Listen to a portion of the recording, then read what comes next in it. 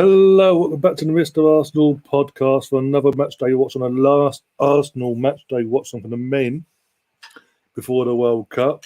As you can see, I've already joined by Gary. We've got Melvin, Russ, and Gary Neville. Colin joining us later on during the stream. Let's say it backstage, we'll bring them in. How you doing, Gary? Is it what time's it over there now? Actually, it's 2:30 in the afternoon. So yeah. Hello, I'm doing good. How are you doing? Yeah, well, I'm all good. Well, Man City lost, so we've got a chance to counter on this and really ram home. Oh yes, 5 points. Basically. 5 points. We got some point and point. And you got Colin and Melvin join the show. Hi, gentlemen. How are we doing? How's everyone? Doing good. I mean, guys, we would have been a lot happier if Leeds could do their job earlier today, but we'll take. They had 3 chances, Leeds, to do their job, and they failed every one. Oh dear, how are we doing, guys? What do you think of the lineup, by the way? We're 15 minutes away from kick, well, just under 15 minutes away from kickoff now. It's gone full strength, no messing about. Don't care about team selection for the World Cups you're playing tonight, unlike on Wednesday. We've got Ramsdale, Ben White, Saliba, Gabriel Zinchenko, Sabatini, Partey, Xhaka, Odegaard, Saka, Martinelli, and Jesus leading the line. You can't ask for more than that, can you? No arguing with that at all. Don't even mention the rugby. What was it, 26 and 4? No, literally, it's like 4 points in it, friend. Don't start. It's not the I'm street. talking about at half time, it's 26 and 4. You talk about rugby league. Who gives a shit about rugby league? What about England World Cup? Yeah, rugby league on about, aren't you? That's at the Emirates. No, I'm talking about You always do this when I'm live. England women. Yes, they fucking 31-34 the score was. But it was 26-4. No, it wasn't. Never was it that far away. You're an idiot. Anyway, considering there's a Scotsman on here, and I'm not happy with the Scots because the referee was a Scots, and they basically Should that ball have been sent off, Ryan? Well, not when their New Zealand player did the exact same thing in the second half. No, the exact same tackle. The shoulder. Yeah, It hit the shoulder. You know what happened to me? I'm watching it live. I thought, I watched the last 30 minutes like this looks good. Watching it. Then I had to put it on a hold because my wife wanted me to go through something in the other room on a computer. But it took bloody hour and a half to do. And by that time, the hold on the computer on the television, it goes off, doesn't it? It goes back to 0. Oh, I couldn't watch any of it. Nightmare. They had to look up the to see that we got beat by 3 points. We were winning when I let go. We were 31 something up, 31-29 up, I think. Yeah. Yeah, literally two from the sending off backwards and forwards. It was literally like you score, we score, you score, we score.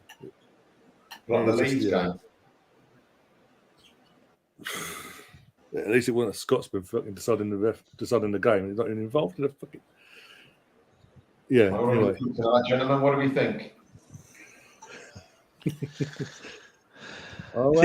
it gonna be 3-0 or it's gonna be a 2-1 nail biter? Oh God, don't do that to me. Is it going to be easy for us, or do we have to bring on El Nini and hold him with 10 minutes to go? We need I'll let you know after the first 30 minutes because in 30 minutes if we don't have a 2-goal lead, just take your heart pills. Yeah. Because we don't like to do things easy. No, we're Arsenal. And let's remember, their new manager, even though he hasn't taken over officially yet, he's at the game. So there's going to be players wanting to impress. Who is their new manager? Their former the guy that was the manager of Spain left them before the World Cup and went to Real Madrid and got. Oh, wait, is what's it? The ex Real Madrid coach, Ryan? Is that who it is? The ex Real Madrid coach. He was the manager of Spain, and just before the World Cup, he went, "I'm going to Madrid after the tournaments of Spain." The Spanish FA went, "No, you're going now because that's the ultimate kick in the teeth." What's his name? Lupidi or something. It was Madrid. He got sacked from there after 6 months. Not even that. I remember someone doing that, saying they're going to I Madrid think getting it's sacked. Litigui. That's the one. Oh, right. And he's most recently at Sevilla. He did all right, but it's Sevilla, to be honest. They've all been. Who's the next Chelsea manager? Ashley Cole. Frank Lampard. When he gets the They're sack, shit, man. They're shit. This is what happens when a new owner comes in, decides to keep the manager he's inherited for the summer, even though he wants certain players to play an attacking style of players he's bringing in to play an attacking style of football, and then go, actually the window's closed now. You're sacked. You're an attacking manager. Deal with it. Well, he's got all players that are defence-minded players. For God's sake. But hey, I'm enjoying it. They're 8th or 9th in the league now. I told you they didn't have a plan, boys. Here we go. Oh, he's there. He's popping up the crowd. Julian, I can't pronounce his fucking name. Don't really care. But no, we should win this. Let's be honest. Taking out the equation of what happened earlier at lunchtime. No excuses tonight. No excuses. No, taking out the equation of what happened at lunchtime. No excuses. We should be beating Wolves. Yeah, this is the incentive, right? And this is our, as someone was saying, this is like we have these tests, right? We've had these tests throughout the season where we already guaranteed something, but it'd be nice to improve on it, right? We're guaranteed to make it to the next round of Europa League, but it'd be nice to win the group, and we fall flat in our face against PSV. Squeaked out a win against Zurich. This is another one of those. We have no matter what happens, we come in Boxing Day, we are leading the league, but we have a chance to go 5 points up. That's this is the pressure matches where in the mindsets it seemed worst case we're still 2 points up, and that's not. I don't like that mindset. No, we need to go get 5. We need to be 5 points ahead come 2 hours from now, right? Yeah. So. And when you consider after our Boxing Day game, which is our next game because we had the League Cup, so a Boxing Day and New Year's Eve games are West Ham at home, Brighton away. Assuming we win them, the one game that worries me coming up is Newcastle. That's the one game that worries me coming up for us. Tottenham away, we'll see. Man United at home, we'll do our thing that we always do at home against United. We always win. Anyway. 3-1. Yes, last season we won 3-1. Well done. No, this season. Do you play them at home? No. Shush, listen to what I say. Focused, don't they? They look focused. There we go. Teams are coming out. Arsenal and they're red. All red today. I was expecting to know their away kit because obviously there's times when we've played on our red and there's times they go, no, that's going to touch to that orange. I want to say this right now. Darwin Nunes is better than Gabriel Jesus. He is. Okay, cool. So who's way in the league and who contributes more to the team? Oh yeah.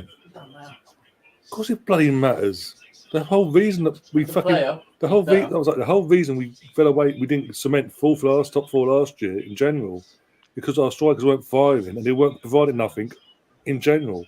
We've now got a striker, got a bit of a blip, yes, but he scored goals when he has, and when he isn't scoring goals, he's still contributing on the pitch. So, hey presto, we are where we are.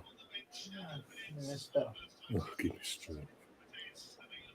We're seeing coming in season existing trophies and that. Where's that winger we were last year, this year? Murdoch. Does he not? Murdoch. Ukrainian lad. 1 second, sorry. Hi, Sarah.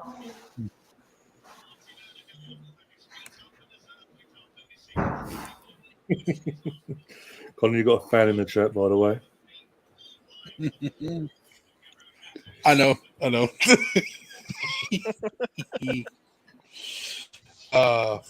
I may end up going off tonight, but not at us at that lot because I fucking told you so.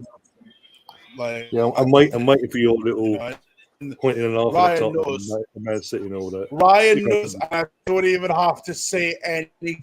Like, I told you about what would happen. No one can tell me that I didn't because it's all over my fucking. I've said it in videos publicly. Hell, I think I've even on Ryan's channel before. So again, I've been proven right about Antonio Conte from the jump, and I called it out for what it was. It was gonna be an implosion from the outset. That's proven to be the case.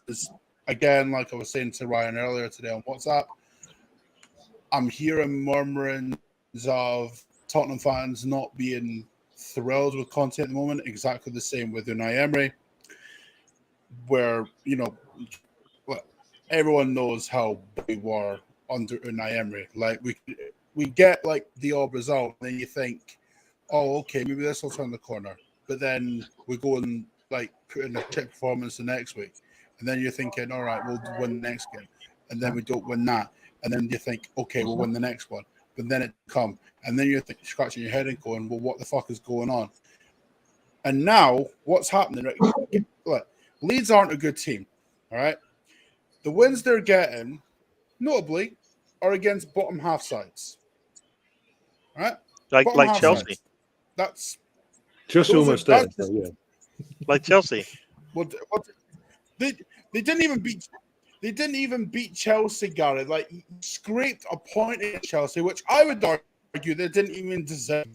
So like whenever they face the big sides, they come unstuck. It happens all the time. And I'm at it and I'm thinking, why is Conte getting a free ride? Why? I know Tottenham and they get a free ride anyway. But if that was Mikel Arteta, would Arteta be getting as easy a ride as Antonio Conte is getting right now? No. They hate us. You know that, Colin. They hate us. That's why there's different rules. Pulled apart in the media. No. We'd be getting pulled apart in the media. Funnily enough, we actually did get pulled apart in the media when Arteta was having a season worse than what Conte's having. I mean, amazingly. But again, it's like you can't keep scraping results against bottom half sides and then running out of ideas when you play top sides and then expect to get away with it. It's just not happening. It's just not happening.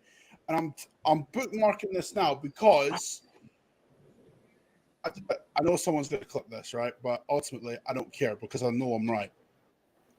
Tottenham this season, they're not getting top 4. Bookmark it. Not happening. All right? In fact, right now, my top 4 as it stands,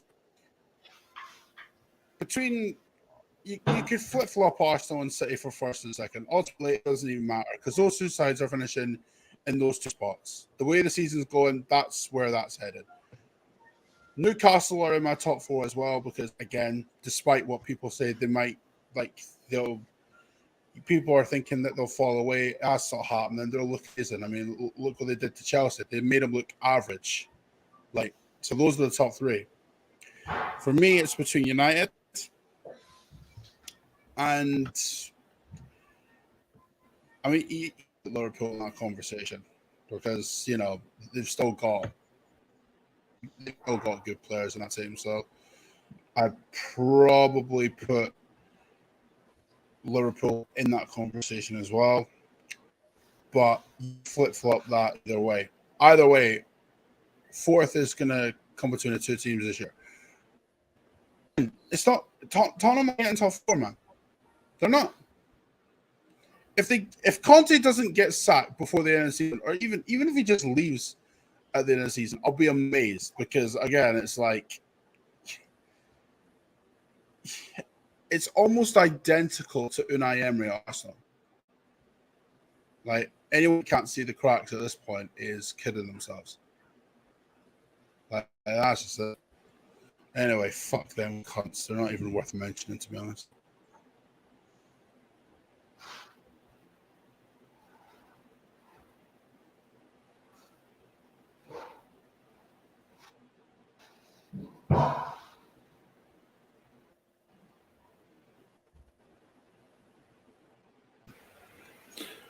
We're back.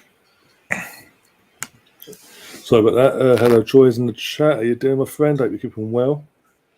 What name's got to have this week, I wonder? Jeffrey Epstein.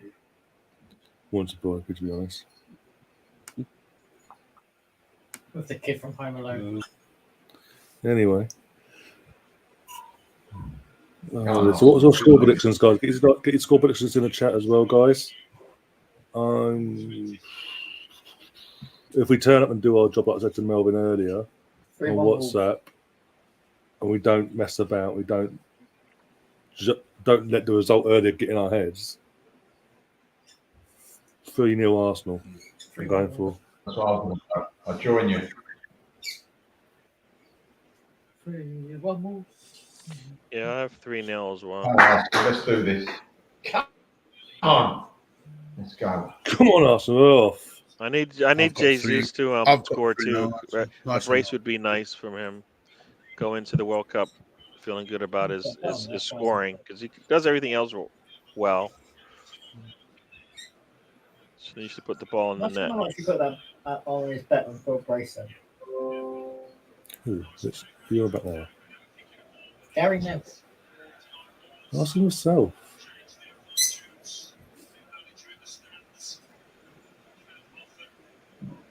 Right, come on. Let's get the points in the bag. Let's get them 5-point lead.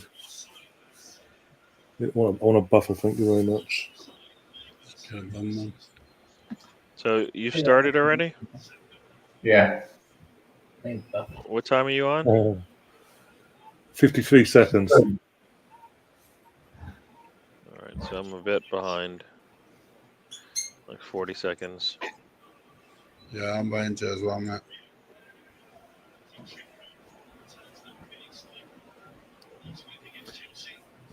Oh, lads, come on.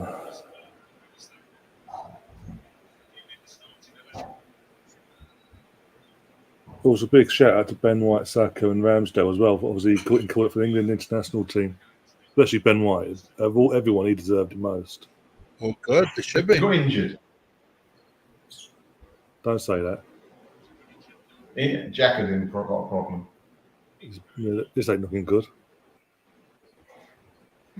Actually, kick the ball out. I don't think he's feeling well. I don't think he feels well. Big time. I don't think it's a football injury. No, I think he feels ill. Yeah, like he's awake. Yeah, I think you're right. Looks like a ghost, put it that way, if anyone's not watching the game. Like, pow. Bloody hell. Just what we need 2 minutes in. Isn't. No. We'll still win, lads. I wouldn't worry about it. Oh, no, but it's gone into, obviously, he's been called up with, what was it, last week? He's made his 200th appearance for the Arsenal and all that. And what he got, what they did a big presentation yesterday as well, Verdu and all that. You ought to see him puked on the pitch. That was juice. He put the juice in and spat it back out, trying to make himself fit. I'm assuming. What was that last league game? Hold on. Was it 5-0? What was that? Was that last league game Forest? Our last home game was Forest 5-0. Our last league game was was Chelsea last week 1-0. Last home game was Forest. Yeah, we battered all of them. Oh, yeah, that's right. And we beat Chelsea last week. Yeah, it was. So Chelsea, Forest, and I can't remember what the game ball was. Got to make a change. And then he's warming up.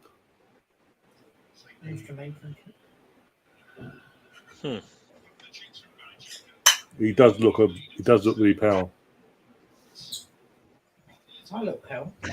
No, as if he's been sick or is going to be sick.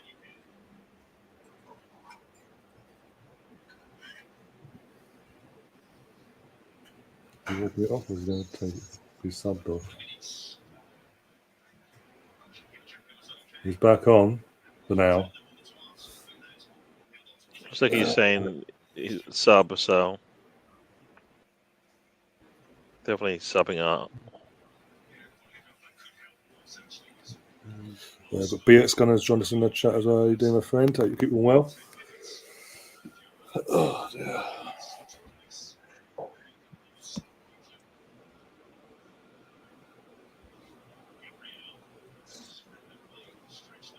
Go on, Gabby. Fight for it. Fight for it.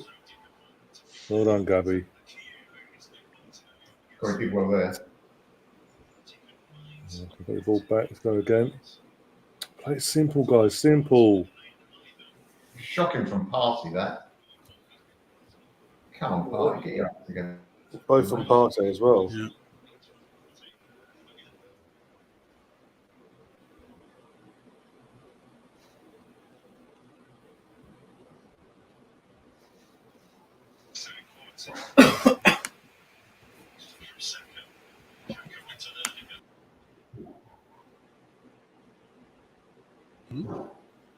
Nice.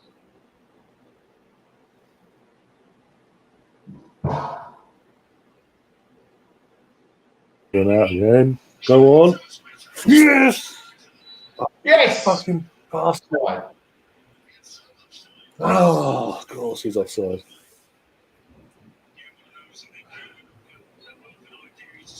Well off, isn't he? Well off. What do you mean, well Yeah, off? he is. He's offside there. Well off, he said. Oh, he said well. There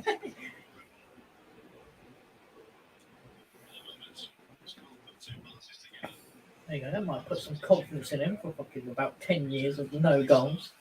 It's 10 games, but all competitions as well. Hey.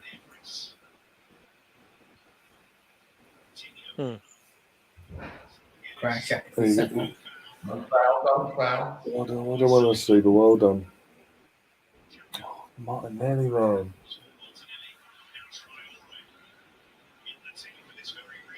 Yeah, the oil man, slip and slide over, yeah.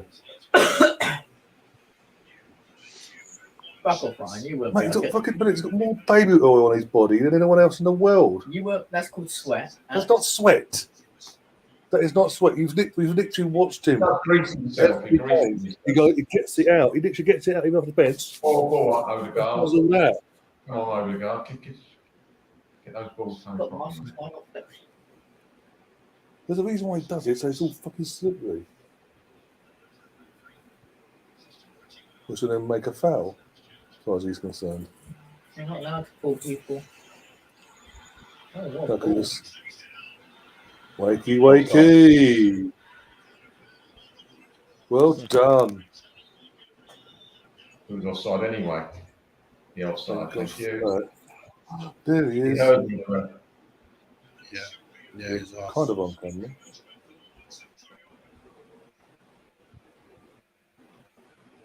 You still call him up, Saliba. Good block from Gabriel as well, coming across afterwards. Oh, no, that would have been a straight red. He didn't touch them. It would have been reviewed because we didn't see it, anyway. Mike D is your fear. Oh, of course he is. Ever since he's retired, he's like, he VARs most of our fucking games. I swear. Brilliant.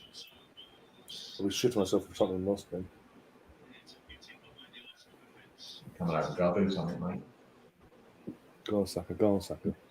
Something, come on. Go on, yes, Nice go on. Now. Okay. No, I wouldn't have done that, but hey. You're just a second in front of me, Ryan. That's good from Saka there. What was that, Melvin? You're a second in front of me. Because I'm watching it. I thought we were in sync, but okay. No.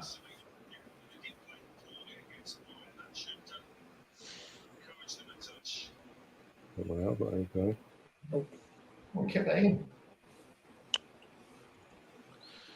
Yeah, this is really slow, man. Slow. Tierney, honestly, you got Zinchenko back, and Zinchenko's more of we're getting more with Zinchenko of what Arteta wants as from his left back, on and off the ball. I mean, I can only assume that's the reason why. Plus, he doesn't want to rush Tierney back and him getting another injury again. And then because we do that. No, you have to manage currency. Yes, I'm saying. Because if you rush him back, you're then risking him not even getting injured at the same time. Zinchenko, no, not going to get injured, and then we're buggered. We've got Cedric. No, I don't want Cedric, sorry.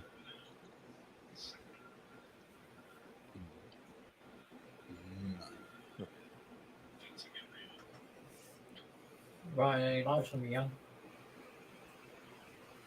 Okay, well, then.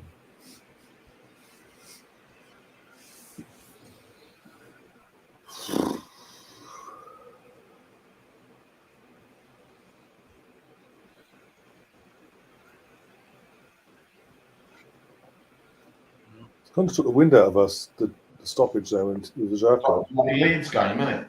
Yeah.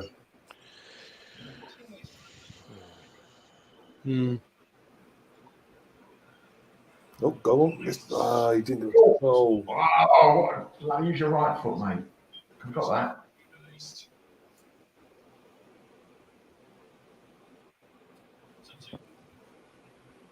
Minute.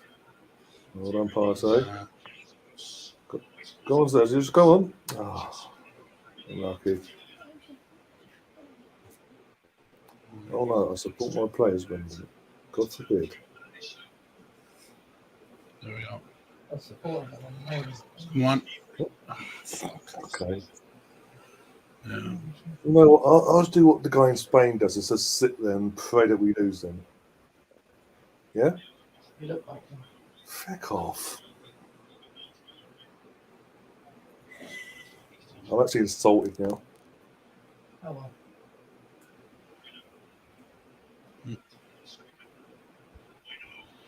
Ooh, Bueno chocolate orange. That's Terry, but anyway. Bueno. Yes, Dwayne don't have orange flavored. Okay.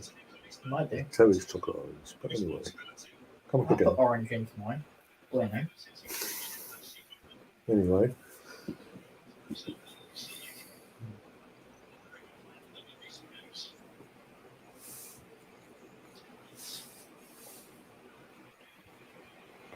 Hold, defend. Well done, Zinny.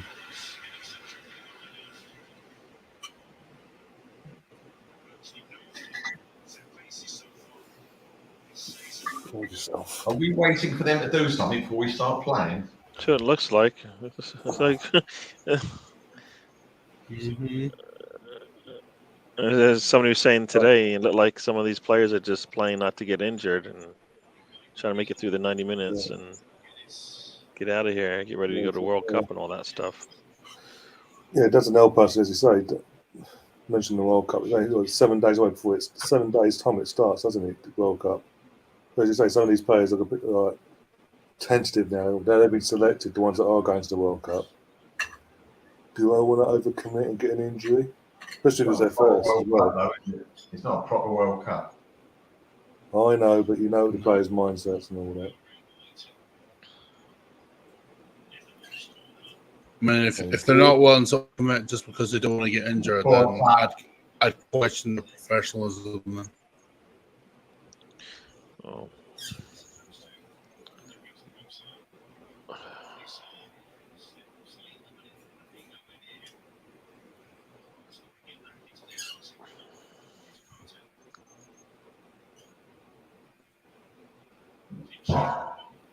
Right.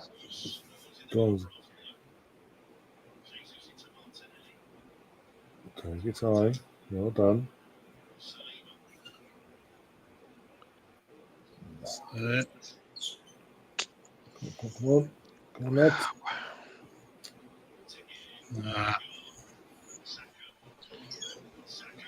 Ooh. Unlucky. There's no way that was a shot. That was a misplaced cross. Well, that's since. Yeah, deflection took it into. Yeah. Nah. Massive deflection there. Massive deflection. Well, very deflection. Very shot. But you can see the deflection from the first angle they showed. Right,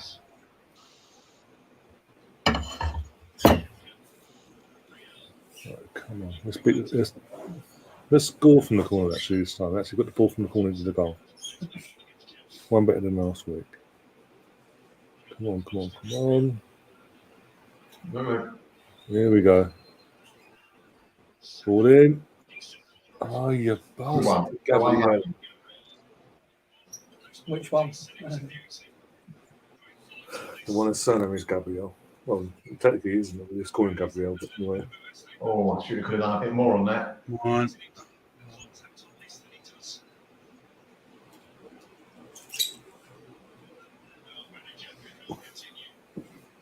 Oh, Granite's the second Granite off. And Fabio Vieira's coming on instead. Might be. Yeah, it's not right. Well, he did. He made this gesture earlier, so I mean, Yeah. there's no reason to play him if he's gonna No. I want my money back. not look right. Yeah, he's not right. I hope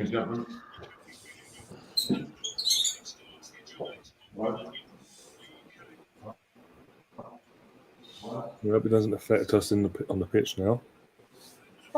Yeah, well, we saw. If anything, we saw the same thing, right? When Saka came out for about 20 minutes, we looked like.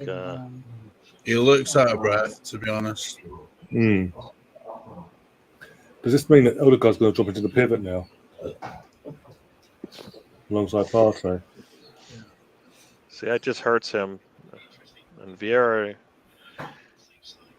I mean, Odegaard has to kind of pick up the slack and help out, but he can't have that affect his other part of his game. Yeah. Perhaps I'm missing something, but it was a perfect opportunity, if he's fit, and I'm sure he must be, on the bench to put Tierney at left back and Zinchenko up to Xhaka's place where he could do a proper job. I don't get this Vieira bit now. Sorry, I don't understand that one. Arteta's got a plan. Cunning plan. He's got a plan. Colin in the chat's even saying, why not sub Tierney on moves any into midfield? That's what I just said. Yeah. I'm saying Colin is green with you. Arteta doesn't do moves like that. When's the last time you see him do that? We're playing like it's a practice game. And Zinchenko doesn't really. When's the last time he's played in that position? For his country in the summer.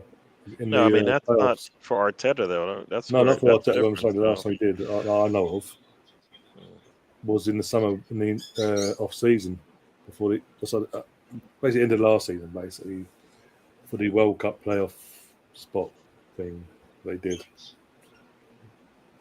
Thing is, he kind of plays that position for us anyway, with the inverted wing backs and stuff, or just to midfield. So it really doesn't matter. Like. I mean, as he is now, yeah.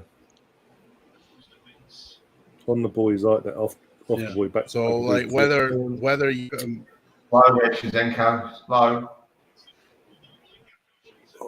Good tackle. Intense today. Now get why you was nervous, Melvin, earlier. Yep.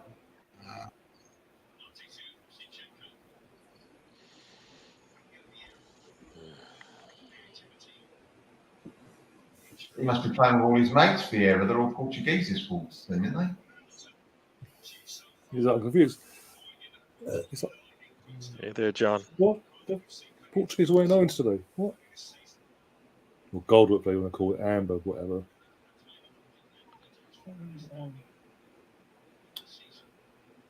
You didn't get it that way. You know, and Jesus has to come back. Is that Jesus where he had to come back and defend? I mean, that's the problem, man. Ball, is he? I mean, he does all the work and he'll be up front, but somebody needs to help out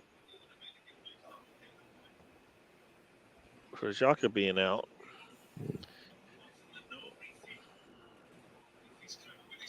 I mean, I think he just likes to get touches on the ball like every 5 minutes, or else he just doesn't know what to do with himself.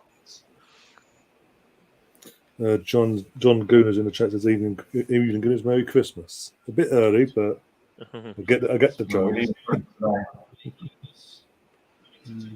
Give it a present. Let's not mess it up. As they say. Okay. I never noticed it before, to be honest. But he is Scott. He's got to remember he is Scottish. So Yeah, I mean, he's not exactly going to sing the English national anthem. we just shut up, Brendan. Martinelli, what are you doing, son? Oh my! That's Martinelli again. He hasn't boots on yet, Martinelli. Yeah. That was shocking what he did there. Look, no reason for that. Set him up. It's not a ball. That's the one thing that frustrates me about Martinelli. He's sensational going forward, but he does do things that make you think, like, why are you doing that?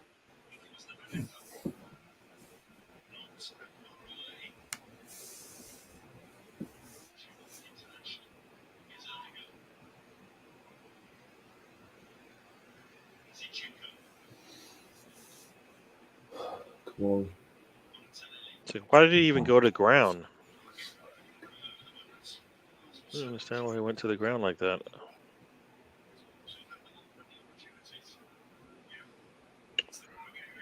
Oh my gosh.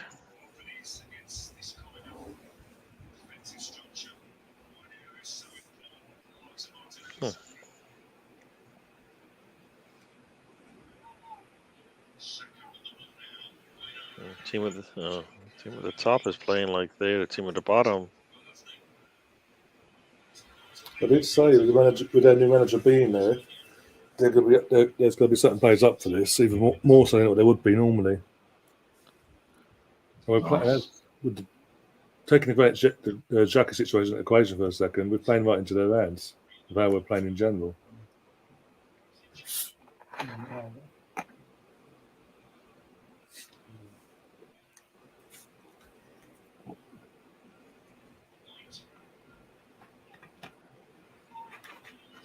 He's isolated, Jack. Give it a second. Give him a bit of help. Oh, for fuck's sake! Bloody hell, White. He pissed me off now, these misplaced passes. Lazy. Yeah. Go on. That's all about preparation, man. We're not. I mean, I think they're already on vacation, man. They got their flip flops on. Got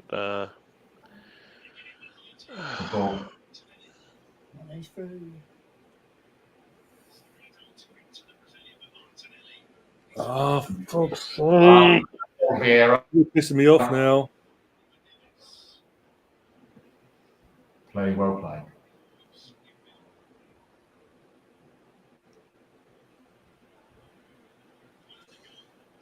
Jesus is just going to do all the work if they don't want to help him out. You know what I mean? They don't seem like they want to help him out. Oh, fucking someone communicate. Oh, you. Oh, unlucky. Close as we come yet. What did hit my fucking thighs? That's what that was.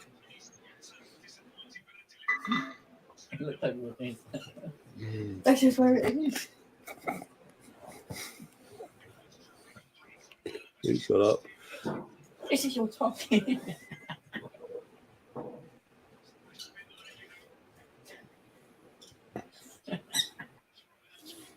Anyway, moving on.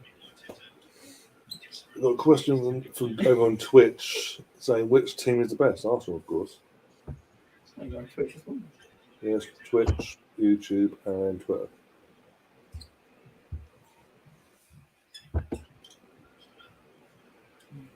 You don't believe me.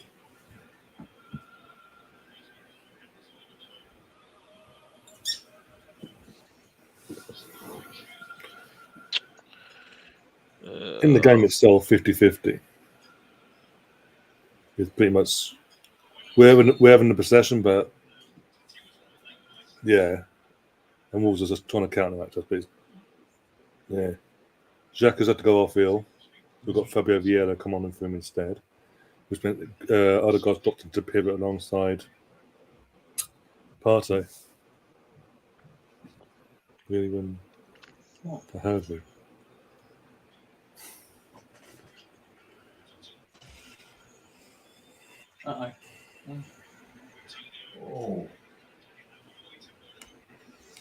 Why do we have 4 players in the half space and one in the box now? Because they're not communicating. They're standing there waiting for the ball to go to them instead of going towards the ball, basically.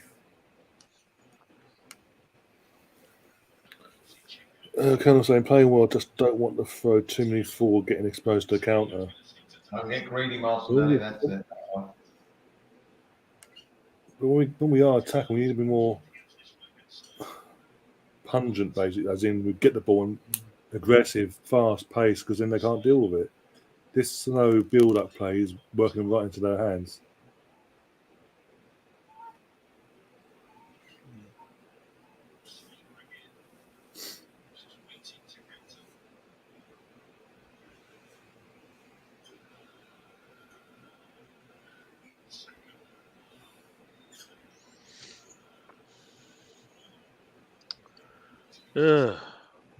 This is fun.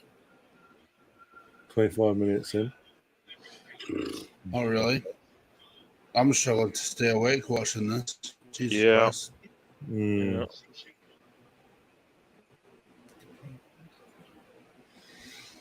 Zeus's eyes starting to feel heavy now. Not yet. We will do soon. Come on, wake up.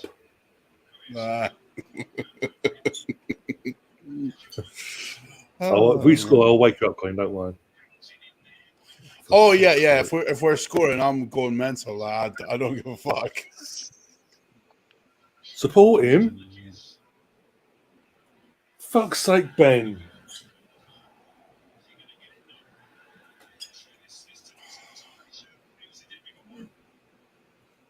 Does that count as a shot? Yes, but that was a shot.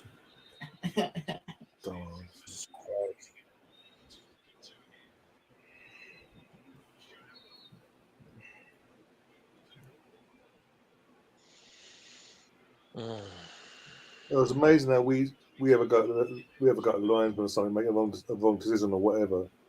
And straight away, Stuart Atwell runs over. Don't you dare do that again. Anyone else does it? What? Where? Who? Iran. Fuck off. Still has that same one.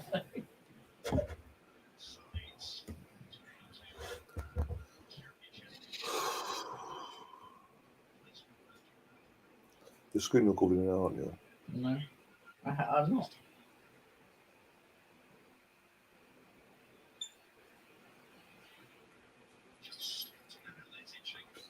Come on, wake up, please. Not that I want to. Not you.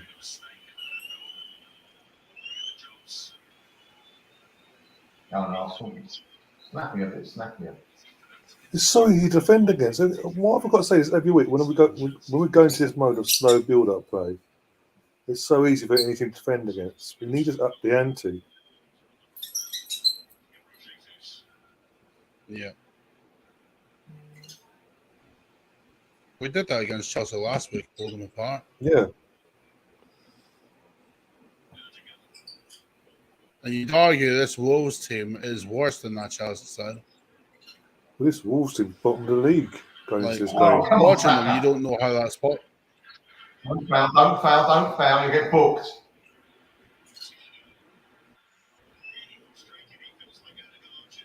Come on.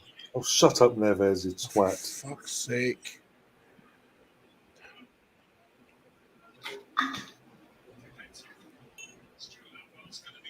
That was poor.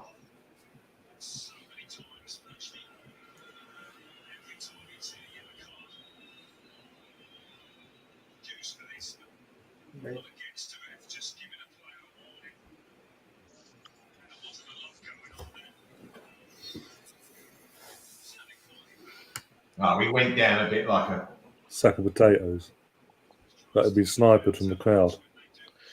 Yeah, we're playing right into their hands, though. Exactly how they barely played. even touched them, mate. We're playing right into their hands. We're playing their style. Yeah.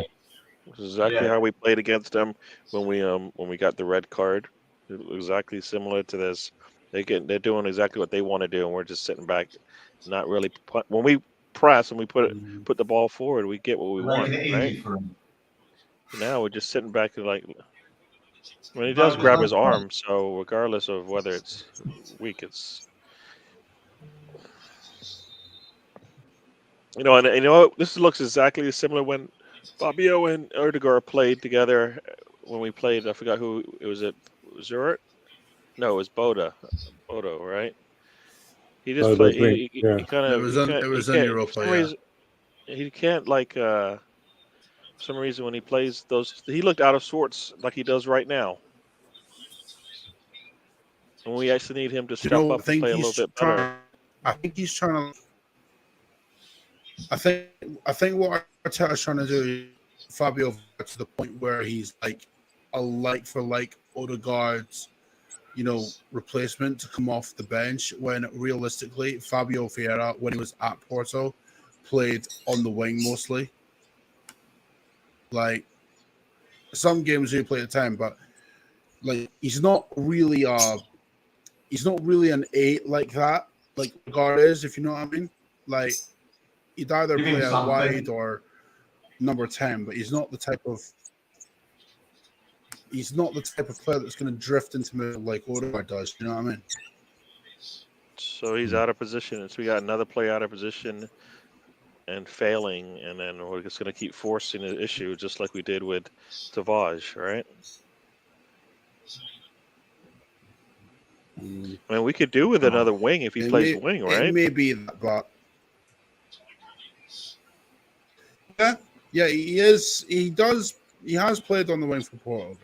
He can play a position, but I've never seen him play. And I didn't watch a lot of Porto, but I watched them in the Champions League. But I've never watched that. I don't watch the Portuguese league, but I would watch them in the Champions League. And more often than not, when Fabio Vieira played, he'd either play as a 10 or on the wing, like not in an 8. No. Yeah, Saka, not Saka. Partey's wanting him getting his tail out too long for draw the ball off as best he can. Where's the goalkeeper? What's he doing out there?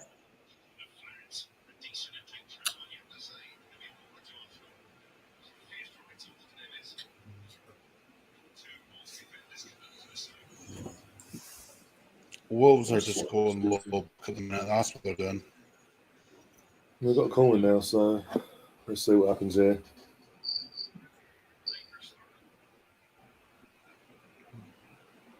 Does the team look like they could?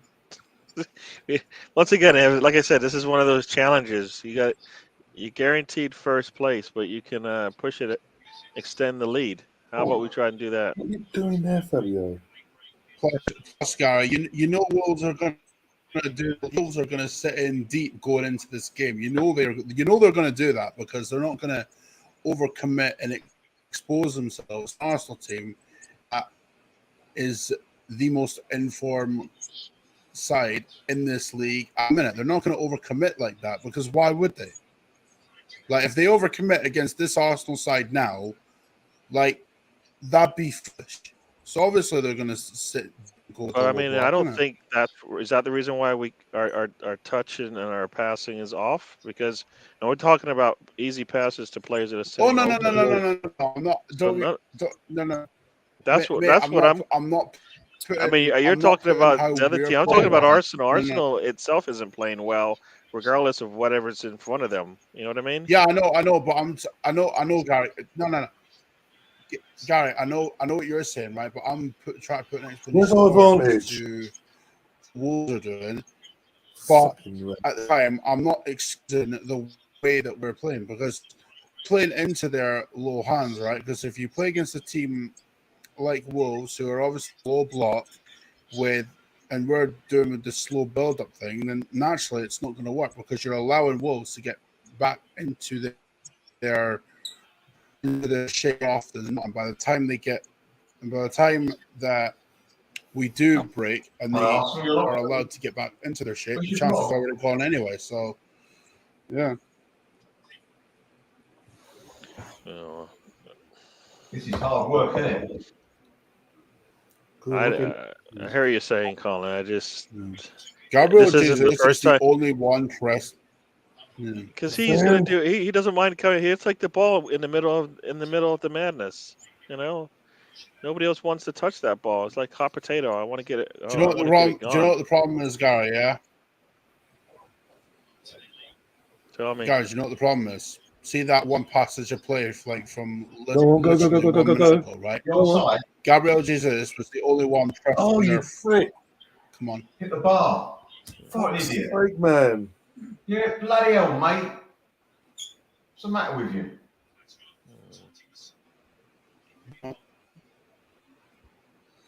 Oh, Someone's playing him on.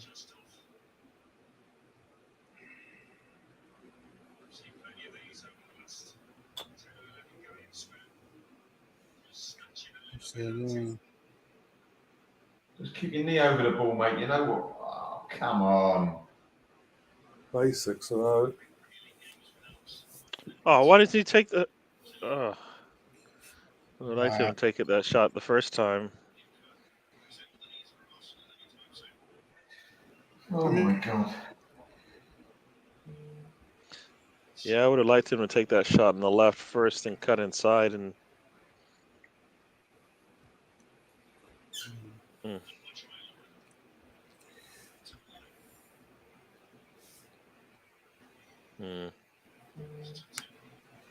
The guy does everything apart from score.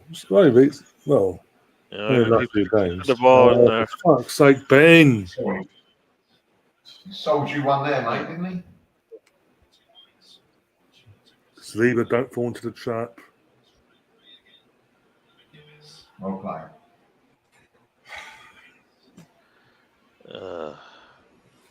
yeah. Come on, Arsenal. There's so many defenders around there. It's a booking, surely. He's in your face. So it's a booking for the foul. He's in your face. So technically, by the rules, he should be off, but he won't be off.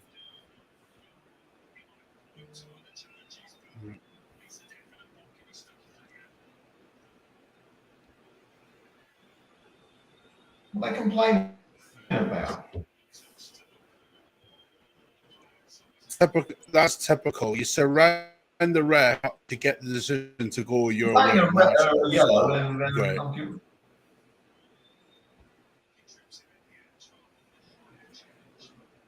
He didn't even touch him.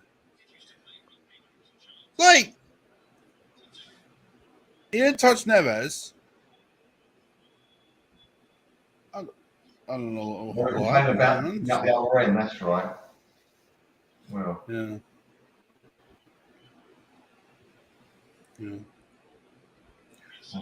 Because initially I thought the yellow card was I thought Neves was the offender of that foul.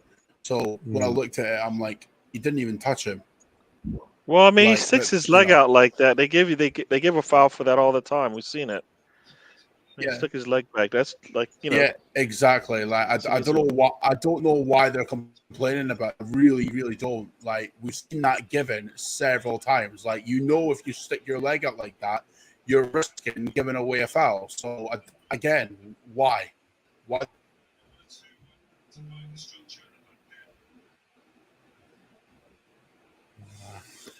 Just to let everyone know, though, if anyone wants to strip you, as good as Martinelli is, right? There's one thing that frustrates me about him. Do you know what, guys? As good as Martinelli is, and don't get me wrong, he's brilliant. But there's one thing that frustrates me about him. It's that he tries to get everybody on himself. Like, you know what? Nobody comes though. At times, you just think they don't even come. Like if they cut. No, I have no doubt. I have no doubt he'll pass it to them. But they all just stand there and watch him playing on the touchline. Somebody cuts in behind. I know. Makes a run, and he'll pass it. But they don't. They just stand there and watch him. So he looks like he's like taking on a man. Come on, everybody, nobody. They just stood there and watched him. Attacking it, man. that instance, Gary, you're right. But in other instances, I've seen no, you know what? That happens more than you know. I complain about that all the time. Next to him. Yeah, I complain about that all the time. That he's up there and he needs a little bit of support, and nobody's making the run. They're just sitting back. Just score already. Yeah. He's lucky he's got work rate, Jesus. I'm telling you. Yeah. Yeah. All the space in the world, he does that. That was. Oh. Look at that.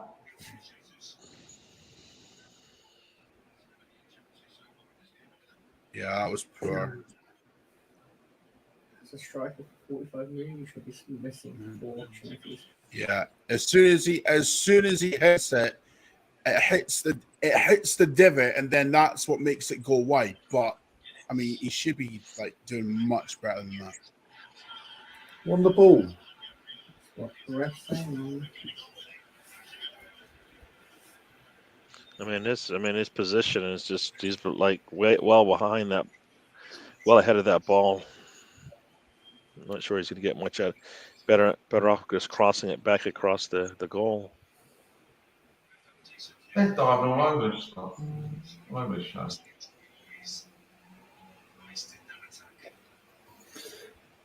But yeah, as I was saying before, anyone that's backing Tony Adams in the Strictly Come Dancing program, the voting is now open. If you live in the UK or whatever, you can vote. Knock yourselves out.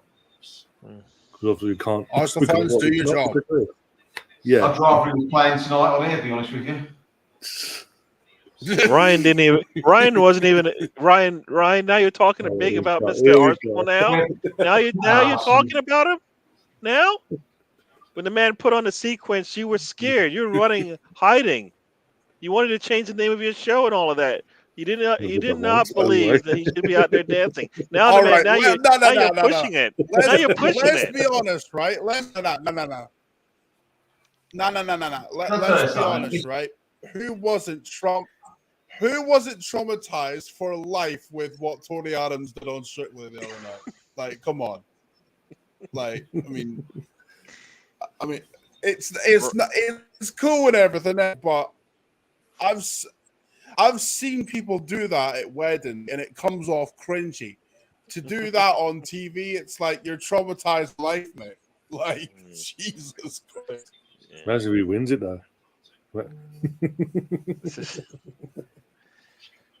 my gosh. Oh yeah. I hear you calling about Tierney, but we just don't seem like we want to. It's the same as last week. What are you talking about, Tierney? I've not mentioned it at all, mate. Not you. There's two Collins, not it was not the Colin I was talking about. No, not you. The other Colin in the chat. There's two Collins. Well, you're not the only then. one. Remember? Well, it wasn't a question to you, so you should have just ignored it. Well, no, but see, I'm not even looking at the fucking screen, mate. I'm looking at the fucking TV above me. So, like, you're gonna have to be clear here. All right, I'll do that. I'll do that. We'll have to come up with a rule. Be clear, bro. I was just confused. You can't be offside for the throw. You said you're like. Saying it's a foul. I saw the comment and I wanted to talk about it, and I forgot about it, and then I brought it back up again. So sorry for the confusion.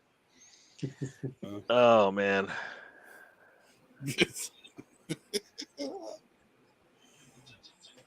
Is it better we were following our own entertainment here over this game? Well, we don't look like we want to play any football today. Oh, wake up. Wake up. No. How do you claim for a fucking deflection corner? They were, 20 yards away You've from the got to goal. be better than that, mate. You should have looked. Oh, Saliba. You should have seen him. That was poor. Luckily, Guedes can't shoot. Say that your score name said that. Yeah. Sorry, I thought we were going to do that. Touch it, didn't jinx it. In fact, How many times are we going to do that? It's just something we keep doing that. That's not the first time, right? We keep doing this. We've seen it from Gabriel. Wake you got up! Saliba doing the same thing. Not you.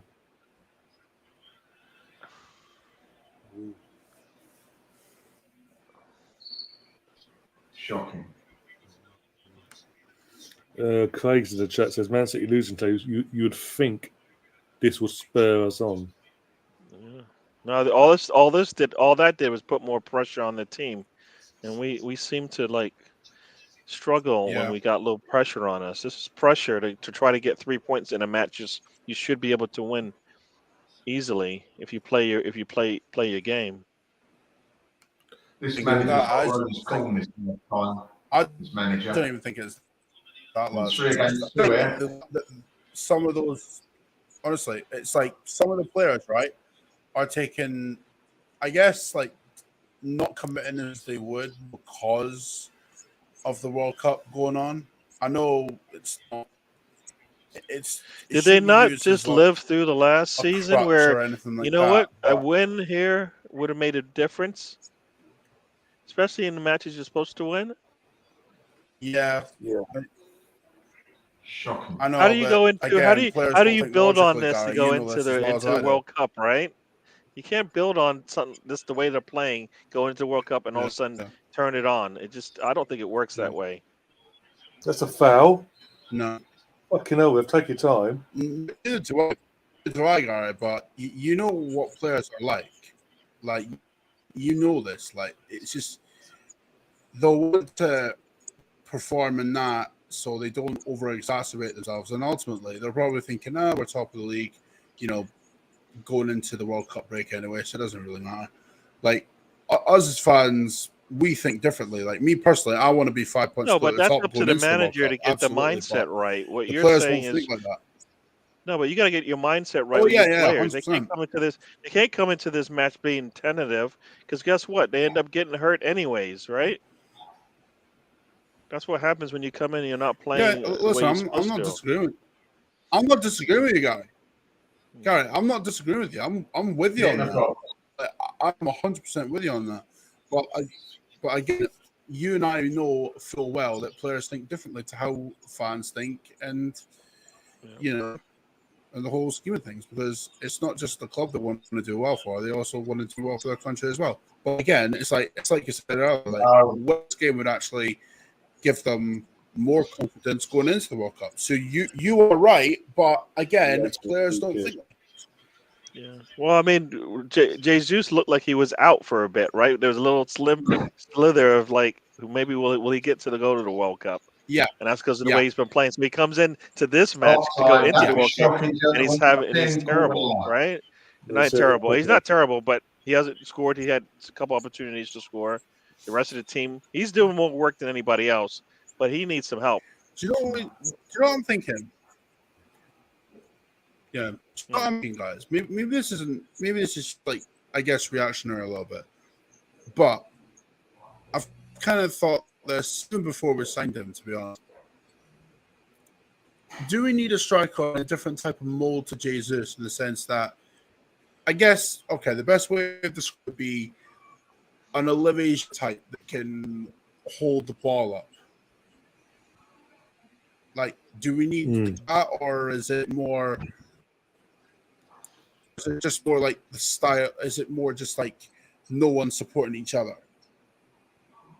Well, when Jesus has to come back and defend right in front of Partey, something's not right about that whole situation. So right there and then, and Jesus can do it.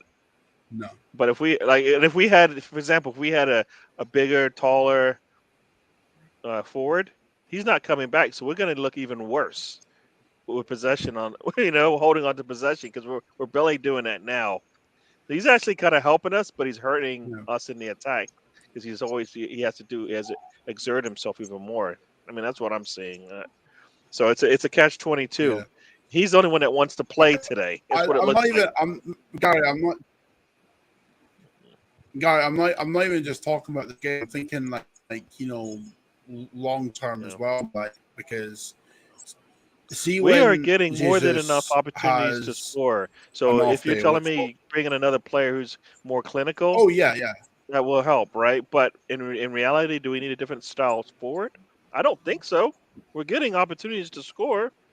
This game is, like you said, it's going to be a little well tight, that but we are getting opportunities again, to score. like I say, guy, right? But I'm not even talking about like this game in particular. I'm just saying, like, maybe in the future, like we need something a little bit different because, all right, let's just say if Gabriel Jesus like has an off game and that, right, and you're having to rely on your bench, right? You're relying on Eddie Nketiah, who, I mean, I've not. He does have Eddie Nketiah has games where he looks amazing, but also he has games where he looks absolutely shocking. And I'm not sure that he is like. I mean, I know we've offered him a contract and this and that, but if you ask me, like, he probably could have done with being moved on. That's just my opinion. I don't rate Nketiah especially highly like some people do. Like, I just don't, because there's games where I see him miss the target completely, and there's games where I see him, score goals and look very good doing it. Like, ultimately, he's very inconsistent. What Gabriel Jesus gives you in comparing Messi is that work rate off the ball, and ultimately, our attack gels better when he's in the side. That's not even up for debate. It's just fact. But if we're gonna challenge for like the big trophies, because look, I've said myself, I've even made like said this on like the socials and everything else. Like, I do believe we are title contenders, because how could you not be title contenders after accruing this many points after 13 or so games? Like, you can't deny that, black white. But if you're gonna go for the title, like, and I don't mean like just title contenders, I mean seriously go for it until like the end of the season. You can't just rely on Jesus and hope to God he doesn't get injured, because if he does get injured, unless injuries happen, then you'll hope for a title that way. You're praying to God that one player does not get injured. And I've Well, seen that I mean, happen with you Arsenal have before. Like, Jesus and you have what was it, Partey. under Wenger? We lose either of them, and you're in the same situation. So we have Exactly. Like, and bearing in we mind, lose either one of them, we're in trouble. So we don't have answers for it right now. exactly. We do need That's another. the point. We need a solid player to play No, behind Jesus. It could be totally different. It doesn't actually matter, but they have to be good at whatever they do at that position. Same thing with Partey. We need a better a better player than we yeah, have right now to back him up. El Neni is a good third choice. I'll say that he's a good third choice, but he's not somebody that yeah. in the heat of But battle he's you're not. going to rotate and not see a significant drop off. Like, just always talk about it. Our fullbacks are set, right? We can rotate them in and out. We don't see a significant drop in Oh yeah, performance. They they, yeah, they offer different things, right? Tomiyasu yeah. offers something a little I'd bit say our different centre than backs are sorted too. yeah. So I think that is showing us that, look, if they do that, we're fine. But they haven't done it in all the other positions on the field, especially with Partey and Jesus. So we're going to struggle. Yeah, we're going to struggle there. Yeah. I mean, I hear you. what I would ideally want, right, is the club to go out and spend money on a midfielder that can essentially do the same job as Thomas Partey, but also I'd like them to buy a striker to provide backup to Jesus, because I don't feel that Nketiah is good enough to even play. I don't think he's good enough to win you a title as a backup striker. I don't, because, and listen, I've He's seen not a back. Nketiah in games, like I said He's earlier, not where second. he looks He's not amazing. second to Jesus. That's the thing. He isn't. He isn't. He isn't behind No, Jesus. no. Okay, He's an empty put spot it right this way, there. right? Put it this way, Gary. Yeah, Jesus, we can all agree, is our main man up top, right? However, he gets injured, we're dealing with Nketiah up front. Now, is Eddie Nketiah going to win you a title realistically? No. He's not going to even win you a Europa League. Because as I've said, there's games that looks amazing. No. Because there's games where he looks amazing and he's scoring goals for fun, but then there's other games where he goes missing completely and you barely see him. And I get, because when you look at the other, well, okay, let's look at, even though they're having a terrible time of it, Liverpool, right? Darwin Núñez is their main man, right? And behind him, sort of coming off the bench, is Roberto Firmino, even though he's aging, right? Roberto Firmino, at his age, is still a backup striker because he will get goals. And as he's shown this season, he's been very good. Nketiah, for me, just doesn't strike me as that you can rely on Jesus' injury. It's just not the case. Like, it may come to a point where, all right, you know, when we were linked with Vlahovic before he went to Juventus, right? It may be a case anyway, because I mean, Juventus look all over the place right now. They're terrible, and I can see the looks on his face when he's frustrated that he's not being provided for.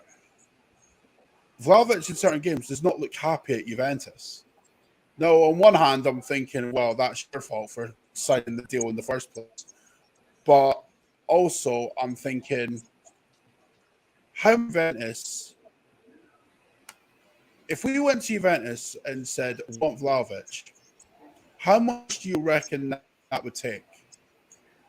Bearing in mind that they could be unhappy and Juventus are in a position where they could struggle to get Champions League next season in Serie A if things are going the way they are.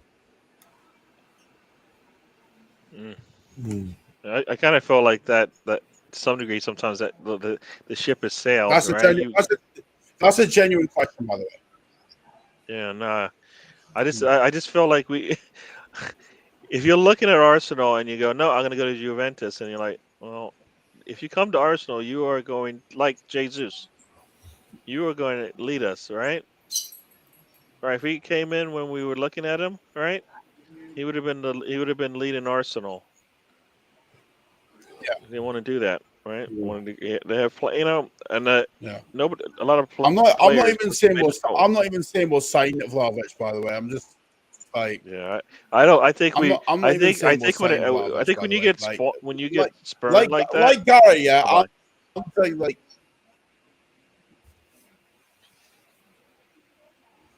To be honest, you went mute it's there. The deal with Juventus because, I mean, I've watched them in games. Like they look turgid, like they really do, and it's more or less just they don't look good, man. They don't, and it's not on Vlahovic either because he's a very good centre forward, but. The style of play Juventus are playing, I mean, they're not getting the best out of that. They're not getting the best out of this elite number 9 that they've got. So it just is what it is. You know what I mean? Oh dear. Yeah. What is the situation with Juventus in the league at the moment? Your eyes getting heavy, man. Yeah. They're not great, right? They're not great, Ryan. They're not. Yeah. Eyes heavy, I mean, they're not. Well, hold on. I'll double check where they are in the league right now. All right, they're not. So I know they won last week against Inter Milan. I think they might be. Yeah. Thing is, Inter have kind of dropped off a lot. Napoli are like really good. Like, okay, they play Lazio in tonight. I mean, that's not going to be easy at all. Okay, they're fourth in the league right now, but Okay, they may not get Champions League still. They're not, because you got Roma there, you've got Atalanta, Inter. I mean, Udinese as well. Like they're chasing those guys down. So it's essentially like a 5-team like race for the top spot, and even Milan's not like suited in there. Like the only one really that I would say that are nailed on top 4 in Italy is Napoli, because they're 11 points clear of Lazio. So they're the only ones that are like nailed on top now. Like they might even win the league. That's how good they've been. But I don't know with Juventus. It's weird because they have games where they're amazing, but then they have games where they look utter dog shit. Like I don't know Juventus, man. I really don't. Oh, yeah. That aren't that much better this season anyway, which is mental considering that they are the defending champions. You know, Let's be to honest, be 11 points behind Napoli, granted with a World Cup coming, right? But still, to be 11 points behind Napoli, not even halfway through the season, is embarrassment. Tierney's warming up, by the way. Don't know if that's the sign he's coming on or not. But That's good. he's in full kit. He's got a bib on, so I'm assuming he'll be coming on. Man's not even. You know what? The good sign about that is he's not waiting. He's not waiting until something bad happens, right? He's just going to go and do it when he feels like he needs to do it. Hopefully, it gives him more than 30 minutes. Because what did you see? What in the 45 minutes did we see? What player outside of Jesus looked okay? Like, you know what? They can't be subbed. None of them really. You know what I mean? Like anybody can be subbed if you feel like you've got a good replacement for him. Well, Jesus shouldn't be coming up because he's the only one that's done anything. Outside of that, Saka maybe, because at least he's taken something on, but he's not really done, something that's like out of this world yet. But apart from them two, I'm struggling, man. I really am. Jesus and Saka, that's all I've got. We're out for the second half. We are. Oh man! All right, so I'm underway for the second half now. No, it's full start. Got to do it again. Who does he take off for Tierney? Like, who does he take off for Tierney? It hasn't happened, but he was warming up. I don't think it's happened. No. It hasn't happened yet, but who realistically does he take off for Tierney?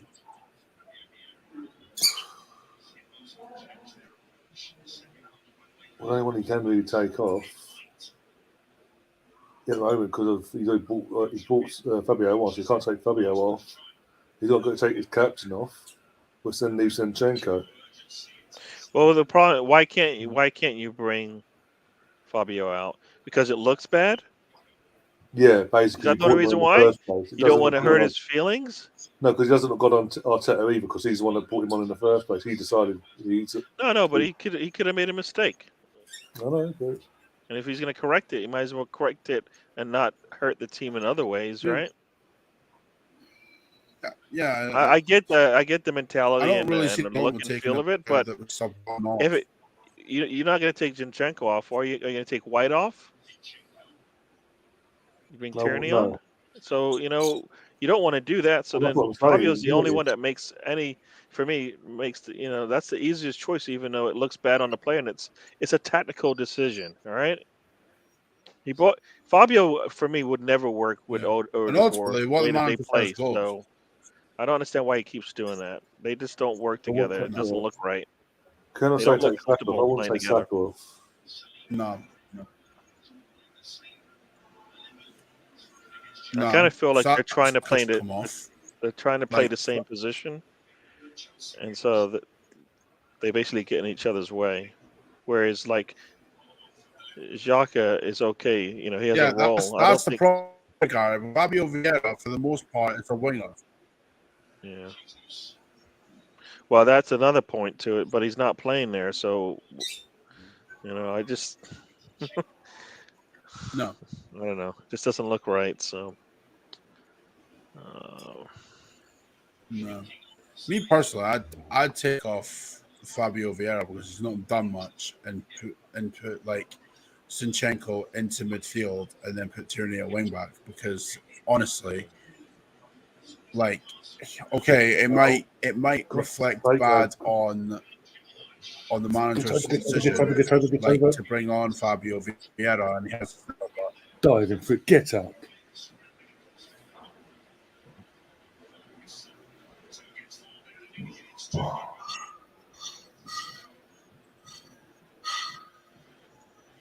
piss off, bitch.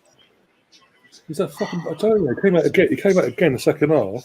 Traore, more lotion on him. If anyone comes near and starting off him, literally, they can't get hold of him.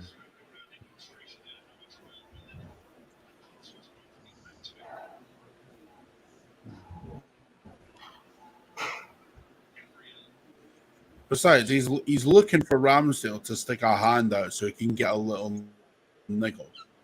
Yeah. So, I'm back. I mean, granted, I've seen Arsenal's not back; they're still in the locker room. Is it the same as the first half so far? It's only been 2 minutes. I guess I could be overdoing it, but Well, that's the same, man. You got lost in your new dungeon, did you? Taking it under slaves. Lost the key.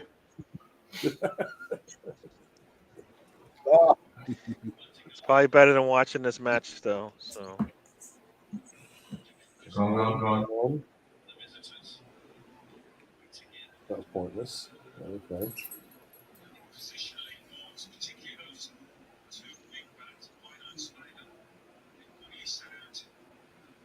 Wrong foot. Gave it to his wrong foot. Yeah.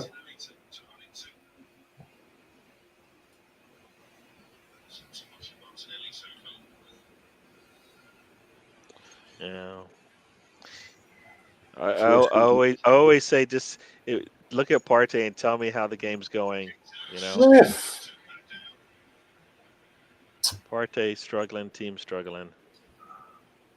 I mean, he's like hiding behind he's hiding behind the defender.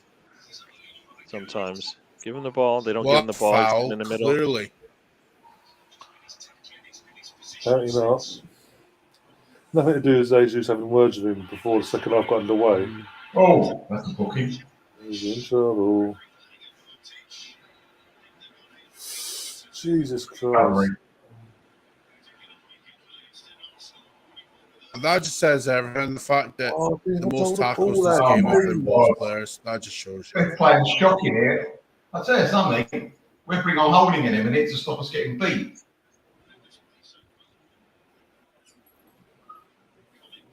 What's he said to him?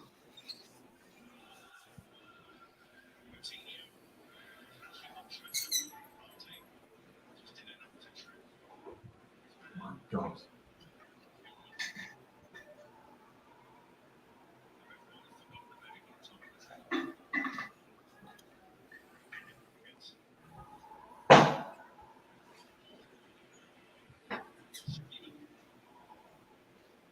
Another poor header, I'm afraid, Saliba. You could have given it right.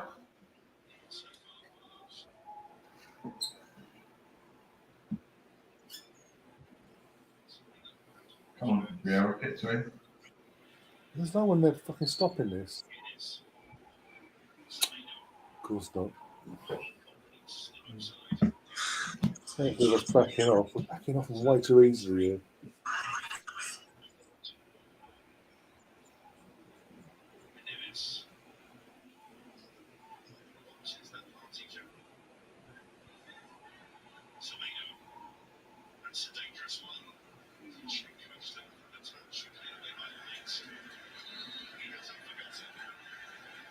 And Parlays book, fantastic.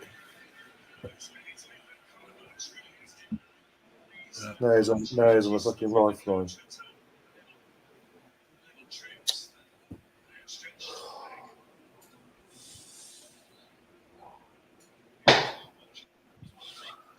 Yeah, this isn't, like I said, this is another one of those tests that the team looks like they're going to potentially fail at because they're not coming out ready to play.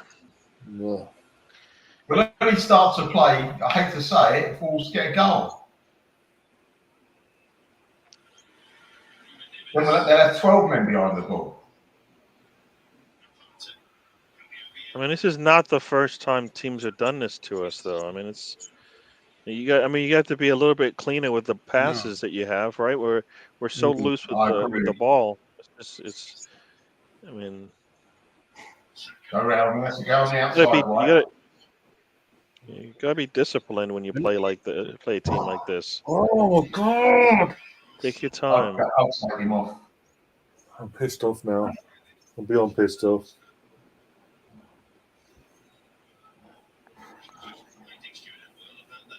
Yeah, you forgot about that one, didn't you, mate? Didn't remember that, did you? I wasn't a yellow? Not calling Stuart Atwell, no. That wasn't a yellow? Why? You know why it wasn't a yellow? Because they'd have to send him off. That's he's already on a yellow. Right in front of you. It doesn't. See, doesn't. I mean, it kills the entire attack. Come on. That's brutal. You're not supposed to look at the man's number on the back. I agree with you, Gary, but that's what these refs do. They bottle it. Yep. Basically, how many of those does he get before you give him the yellow? Oh my gosh, he just basically best league in the world, apparently. No. Give it. And that's where your captain needs to be in that guy. It's Jesus talking. It should have been our captain talking to that official. Go. Yes. Thank you. Come on. Is it offside? Oh, come on, Melvin. Come on, Melvin. Be nice to me. God for that. I'm not saying it that is. was at the moment, brilliant. No, I'm just asking. I don't know. I'm hoping not. Let's have a look. Well, if it is, a good assistance. No, that's not offside because you got players across the line with him. Fabio's on. Jesus Christ. Yeah. All one side. Yeah. Come on. Hopefully now we come out and play. Got the ball and it's a goal. Yeah. Hopefully now we come out and play more. Very nice. Very nice. Thank for that. Yeah. Oh, well done, Vieira. Do you know what? Fabio Vieira can be frustrating at times, but that's the one thing he's done right. So fair play to him. Oh, you know what? When he puts crosses in, I'm like, do it again, please.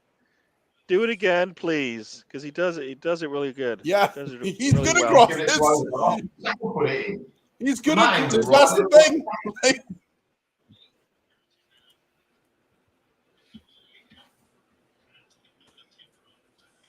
That's the thing, Gary. Fabio Vieira, you know what I was saying? He was a winger before. That's why. Because he's good at crossing the ball. You know what? Because if you remember in the Europa League, he put a couple of crosses in one right, header to Nketiah, I think it was. I was like, do that. Yeah. Do you know what? I don't even know why we're debating this because we're agreeing on the same thing. Do you want me to just play? Do you want me to just play the other side to make it easy? God. Do you want me to play the other side? Is it? No, thank you. No. Be positive. No. I like it. I like it hard. You know, I like challenge. You know. Well, I mean, we're seeing the same things. I mean, at some point, you just see the same things over and over again. What are you gonna do? You know, keep seeing the same thing. Another nice cross from I think it's because you worded. Do you know? Now we're moving Guys, you know what it is? I think it's because you word it differently to how I'm more extreme on. Oh, you know what? I think I definitely do that because you guys say something. I'm like, that's what I said. You're like, no, you didn't. You said it American. And I'm like, dude, come on. You need to have a translator on this page, right? When I say something, translate it to English. Why? So you can understand it, No, so you you don't say the speak same thing English, again. I know we read it differently. That's the problem. All right, we need another goal to make me happy. All right. All right, Gary, I'll try for you. Thank you, sir. As I was about to say, to be fair to Devon, about 2 minutes before we scored, he did say the goal was coming. Who said that? Who said that? Devon in the chat. He said he did such a comment. Do you know? I never didn't think. Do you know what? The whole time I'm thinking quality will shine through at the end. Surely, like, what do you know it does? Like I'm gonna need another goal because we know what Arsenal's like. No, we definitely need another goal. We've already given them a nice little counterattack by just passing it to them with nobody in front of with just the goalkeeper to beat. So, Art, I'm not giving up hope. I want. We're much better than this. That's all I gotta say. We're a much better team than this. It's not even giving up. Honestly, it's still the lack of hope at all. It's more or less just learned over the years so many times that we're. Yeah. Well, Martinelli's now winded for a couple of minutes now. Just done a Vamp and took one for the team. Oh, that one did not look good.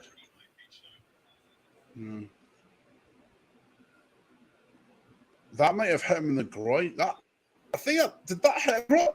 No, that actually hit. That's a Vamsa. That hit him. That hit him right in the nether in the area. Well. Fucking hell. In our special place. So I'm saying. Use your imagination. Yeah, that's what I'm saying. Right in the nether regions. That's what I'm saying, right? Right. I just said like hit him in the nether regions. You said the same thing. Like you're literally agreeing with what I said. You fuck.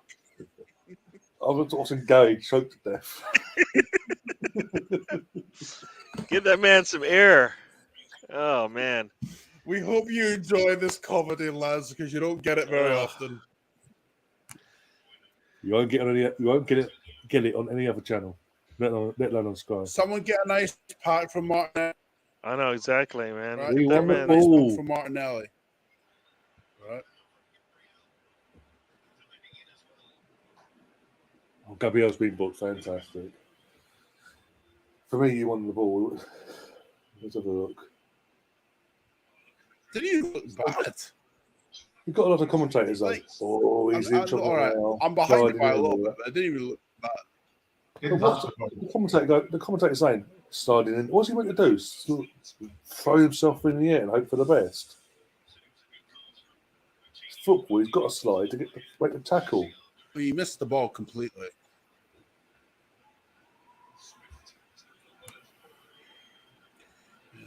To be fair, he's like, "What happened in the middle of the pitch? Why wasn't that given?" No, exactly. Yeah. It's more or less to say, like if that other one was given it and then this one was as well, we wouldn't be complaining because of the same. What's crazy is he gets there with enough time. If he just slowed down just enough to get his foot on the ball, nothing's called, right? Kind of went there just to take. No. He's put us under pressure now. Straight down the Ramsdale's throat. He took his eyes off the ball. We got Nemeth in the chat as well. He's back in the chat. Are you He does. friend? Do you know what, Melvin? Right? I don't know if you hear this yet, but there's been times where I've watched Gabriel, and his concentration levels are not all there sometimes. Yeah, and he like also it's just one of those where I'm kind of, well. I'll tell you what he does sometimes as well. He panics. Yeah. I've noticed that as well.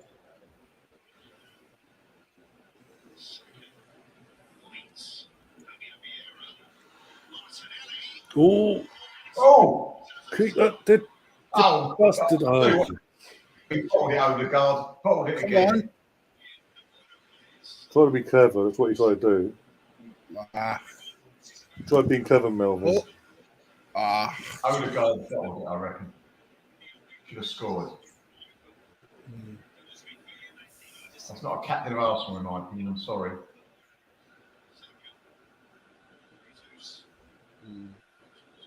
I think people just assume because he's the captain of Norway that he's like good captain material for Arsenal when they're not the same thing. Oh my! How did he miss that Just that not. bad? That's what I'm saying, Gary. You tried flashing. I mean, you're standing Do you know in what it front of was, the goal. Gary? At least if he just heads it straight, you go, all right. But he's on the short side of the goal, and he missed it wide. You're like, ouch. I think he mentally bottled it. You know what that is? That's like me on down at my local park, yeah, when I'm waiting for the ball to come and I miss it and I end up laughing about it because I know it means shit, but doing that at a professional level, mate, no. No,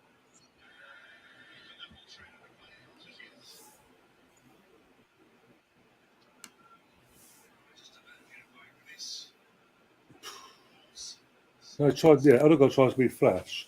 That's what he does. That's if he just sticks sorry, the worst second time round for me. He should have let it just drop to his foot and hit it on the volley or half volley. He should head it. He should score with his head. I'm sorry. No, but either way, but he's trying to be flash with the head. That's what I'm trying to say. In terms of the way he heads the ball, he's trying to be flash with it. Well, you know what? So either he. Thing is, though, he's not a particularly strong header of the ball. Though.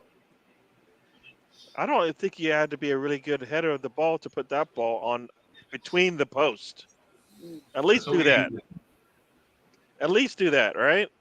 Yeah. Yeah, they may keep a work for it, yeah. It's a big goal. He's standing like 3 feet from the goal. That's a poor ball. Yeah. Inviting the pressure back onto us. Well done. Just keep up with this ball, Arsenal. You're giving them too much of the ball. They're touching it for me too much. Come on, boys. I mean, usually when the ball comes at when the cross comes at you, don't you go against you go back where the goalkeeper came from. Oh, unlucky. Instead of going for goal, you guys playing each other. That was good. You know something? 2 months ago, he'd have shot himself. Yeah.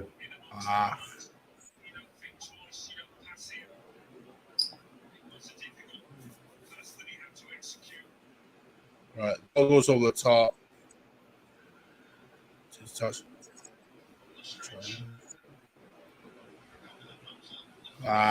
In this corner, come on.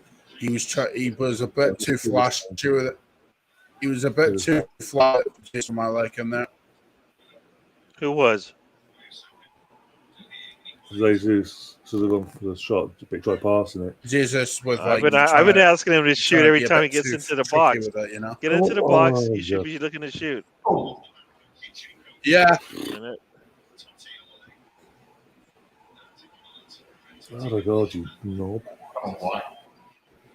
And Odegaard looked like he pulled up on it anyways. I mean, come on, attack the ball. Melvin's had enough. He's like, I'm out of here. Did I say, like, get your heart medicine, you know? I tell you, either we're going to be laughing or you need to get your heart medicine. Right? We are 25 minutes from that yet. No, this is the 25 minutes of heart medicine time. Come on. So you see a second goal going. This is your heart going. I needed some help here. Yeah. See, this is why, right? We as Arsenal fans are, I guess, by default, like nervous when we're only 1-0 up, because we've been scorned over many years. And it's not without good reason either. So,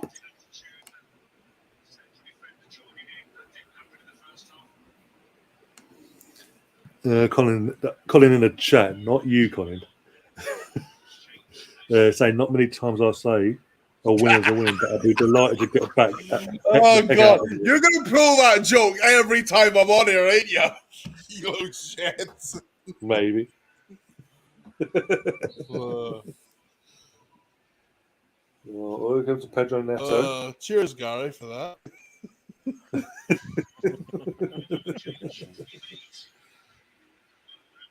Yeah. So here comes Pedro Neto's We've been coming linked on. to all sorts of players. We were linked to him last January. Tornado's going off. No? 22 went up, but 28's gone off. No, he's going off. Yeah. There's two different subs. Okay. Poland's coming on towards.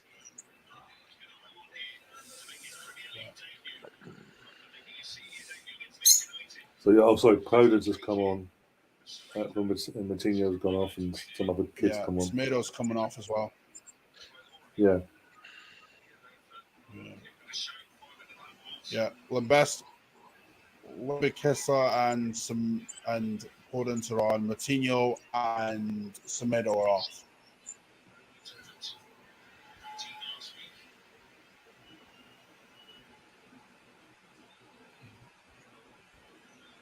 I do like Matinho though. I mean, and not that we need it, but Tierney did not come in, right? Tierney didn't come in yet, no. No, it's not from Arsenal yet. Well, that's a great point. No. Oh, getting into a space to open. Arteta doesn't make halftime subs, Gary. You know this. Fucking hell, Beth.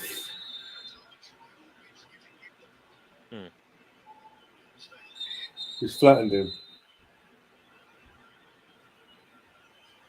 Did he ask for it though? Because I think usually we are asking for it, and that's why we. Ramsdale's come for the ball. He's in his right to come for the ball. He's better to collect it. And Troy always just goes, "Fuck you! Have my meaty arm in your face."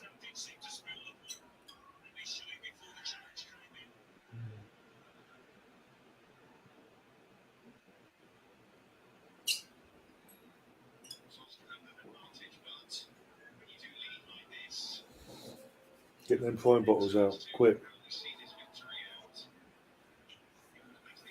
Yeah.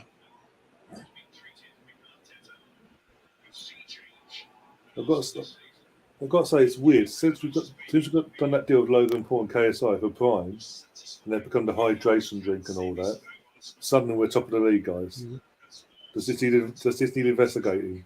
Is this some sort of performance? Hey, don't put that on them. Come on.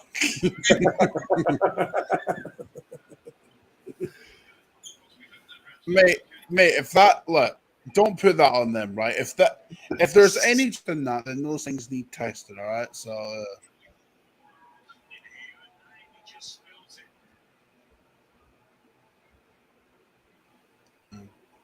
he's sitting up, so it's all right.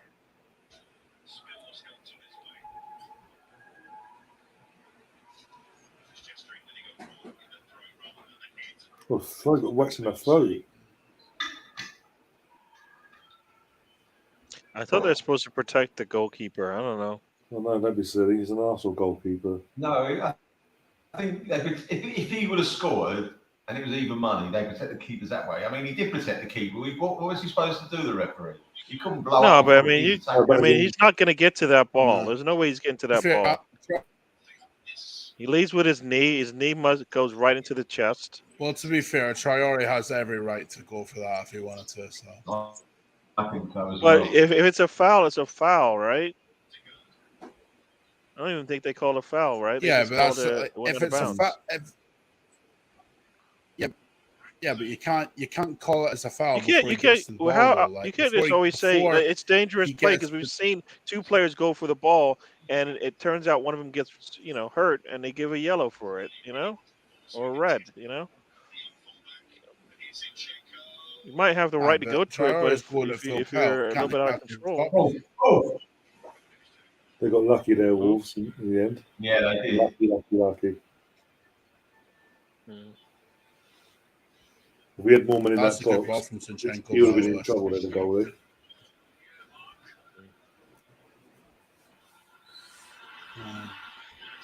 Okay. I'll tell you what, that ex-Sevilla coach has a lot of work to do, because that Wolves team, like, they've not really spent wise since since Nuno was there. So and even that, like even while Nuno did he leave? You know that good manager they had? And in Espirito Santo. Yeah. I think he left at the end of the season. Yeah. Of the COVID season, yeah. So they wanted to keep left him, him.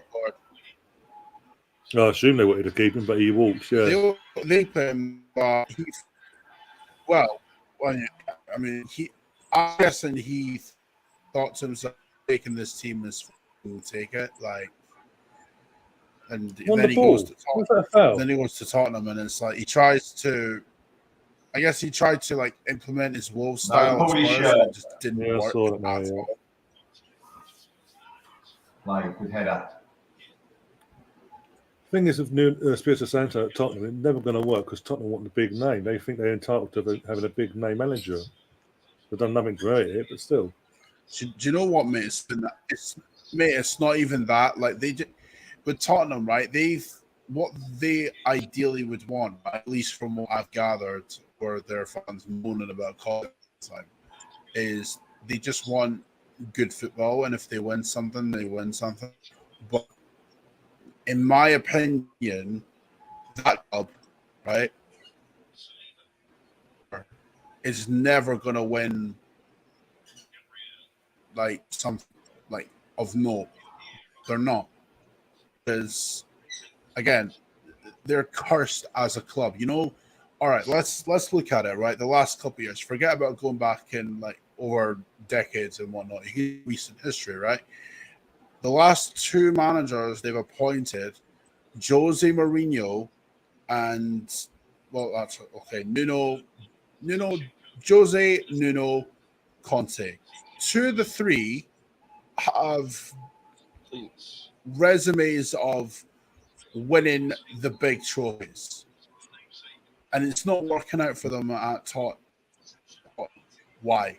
Because Tottenham are not a club that are used to winning things. They'd like to more or less be the underdog and not have pressure put upon them. But because they are in the top four as it stands, and they have that pressure put upon them, like, they're finding it difficult, and then they moan about it when they don't get speaking about in the same light as us of being like potential title challengers.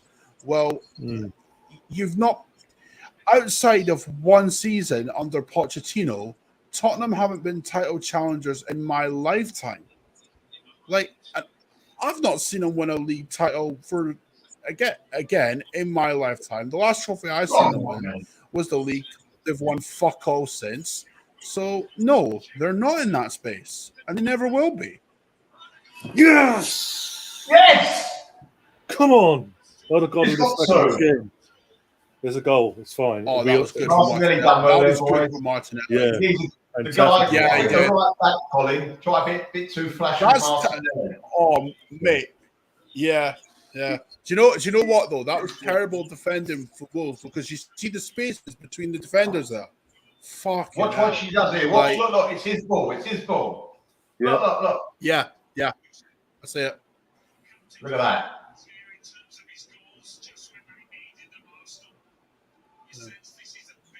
That back heel was exquisite by Martinelli, by the way. Oh, beautiful. Like, to do that in such tight spaces. He took three defenders away with him for doing that. Wow. Like, do you know what? Even though at times I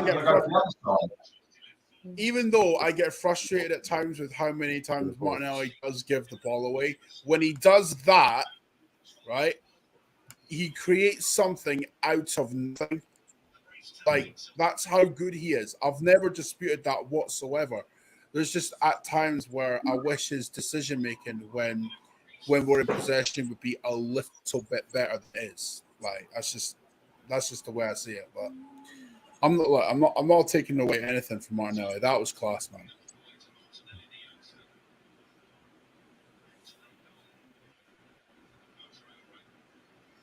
And that's what I like about him in the team as well. Even off the ball, like he doesn't give up. He'll run around the pitch and he'll get that ball back if he kills him.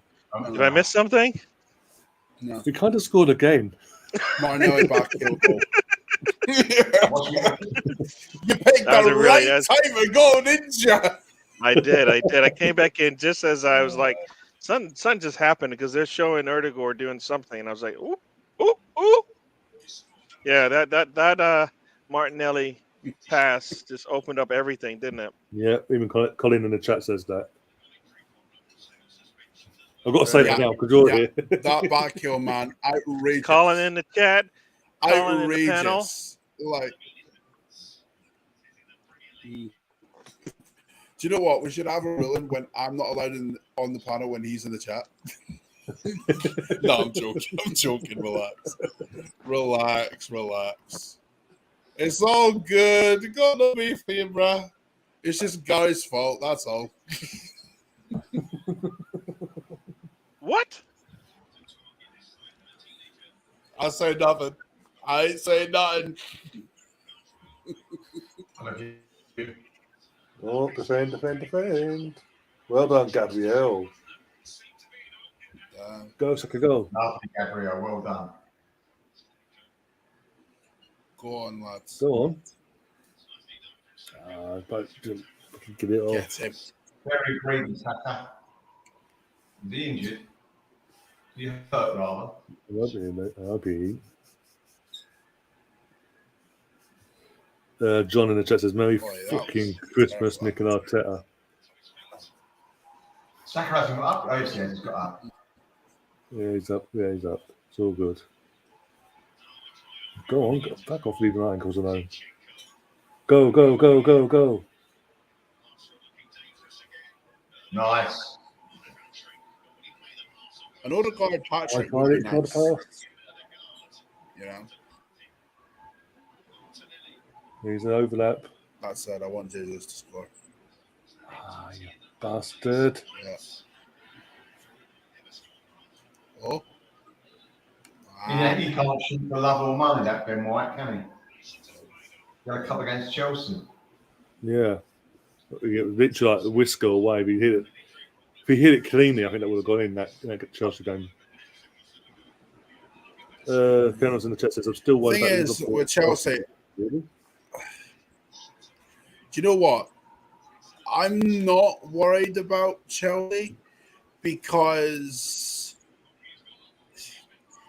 you know when, all right, they spend a lot in the summer, and yes, Colin, I do see your chat, your message there. We are taking over the world, right? The Collins of the world are underrated. We need to stick together, all right? Okay, we're all good, right? We're banding together here, but look on Chelsea, right? And to me, it all goes back to the ownership of that club now because I believe they spent more than anyone in the summer. Like they were the highest spenders of the season, were they not? Spenders in the league and in the world, probably. And then you look at you look at the team that they have put out today. I know they've got injuries, right? I know, but they dropped Aubameyang today, which I'm not really surprised at because, I mean, he wasn't great last week. Like, I mean, he did nothing all game, let's be real. And then he drops Havertz, but the backups to what Potter's got with, you know, Reece James and Chilwell and that being out, you know, they don't have a good team. You can't say Chilwell's out that makes a difference. They spent 63 million on the other left back. No, Melvin, that's not what I'm saying. That's not what I'm saying, by the way. What I'm saying is that Chelsea board has a lot to answer for because of what they've done, right? They've spent more money than anyone, right? And then the team that they put out today, right? Cucurella dropped, Havertz dropped, Aubameyang dropped. Like, that team is in a mess right now, and that's down to the board. You can't blame Graham Potter because he's just arrived in the door. All right, you can't blame it on him, right? Graham Potter is essentially, and I didn't even think of this comparison until it was pointed out to me a while ago, but he is literally David Moyes at Man United. It's only whether or not he has the quality to turn it around. I believe he does because of what he did at Brighton. The question is, will he be given the time at Chelsea? And what Chelsea fans are finding out is this is life after Roman. Yeah. This is life after Roman.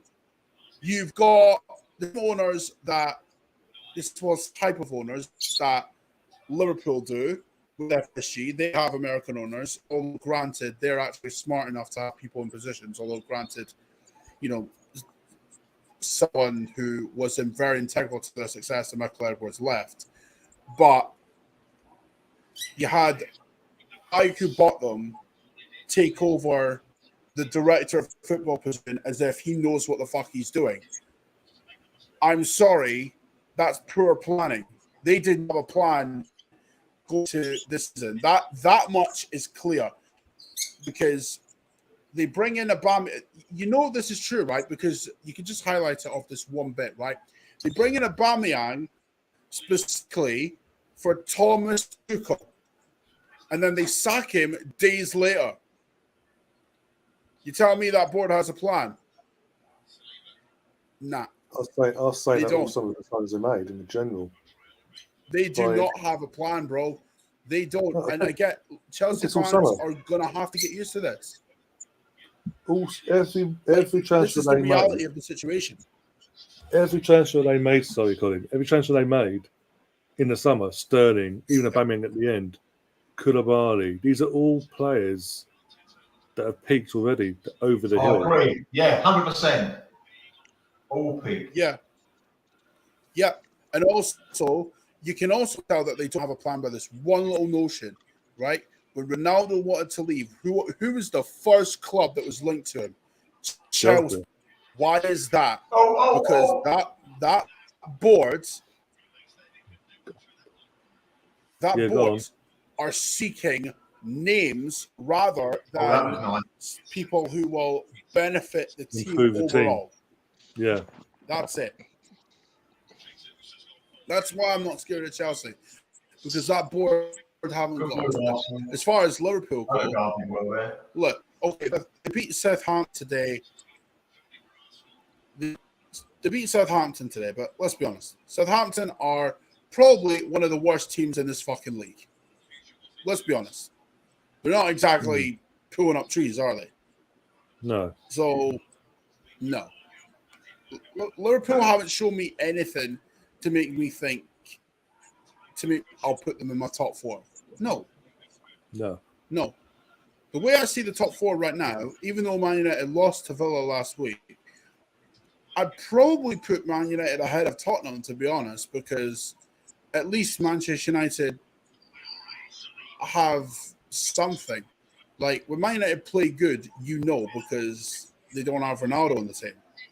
But, you know, Liverpool, nah, not this season. Who was that? Who was getting that winger we're after from Wolves? They're going to spend 17 million on him. Pedro Neto. Was he injured? Yeah. I don't know, actually. And also, Wolves spent a fortune a few years ago on some young kid, a forward. He never scored a goal for him. Fabio Silva? That's it. Is he still with them? He's still there. Fabio Silva, yeah. He's still there. Oh, here comes El Neni. 85th minute. Who called that, Gary? Nelson. He can come in and close. Thank you very much. That's all he gets. Also, Reece Nelson did come on as well. No Rob Holding yet. This is what happens when you spend poorly, though. You end up suffering for it, like, down the line. Yeah. That's just the fact. Like you won't suffer in the short term. You will suffer long term if you play, and that's what Wolves have done. So, yeah.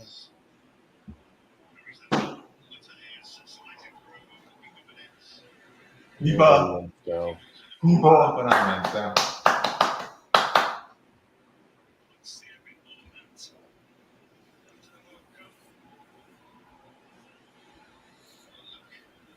Very good, Ramsdale. I just find it funny as well. So going into this World Cup, in the inverted commas or whatever.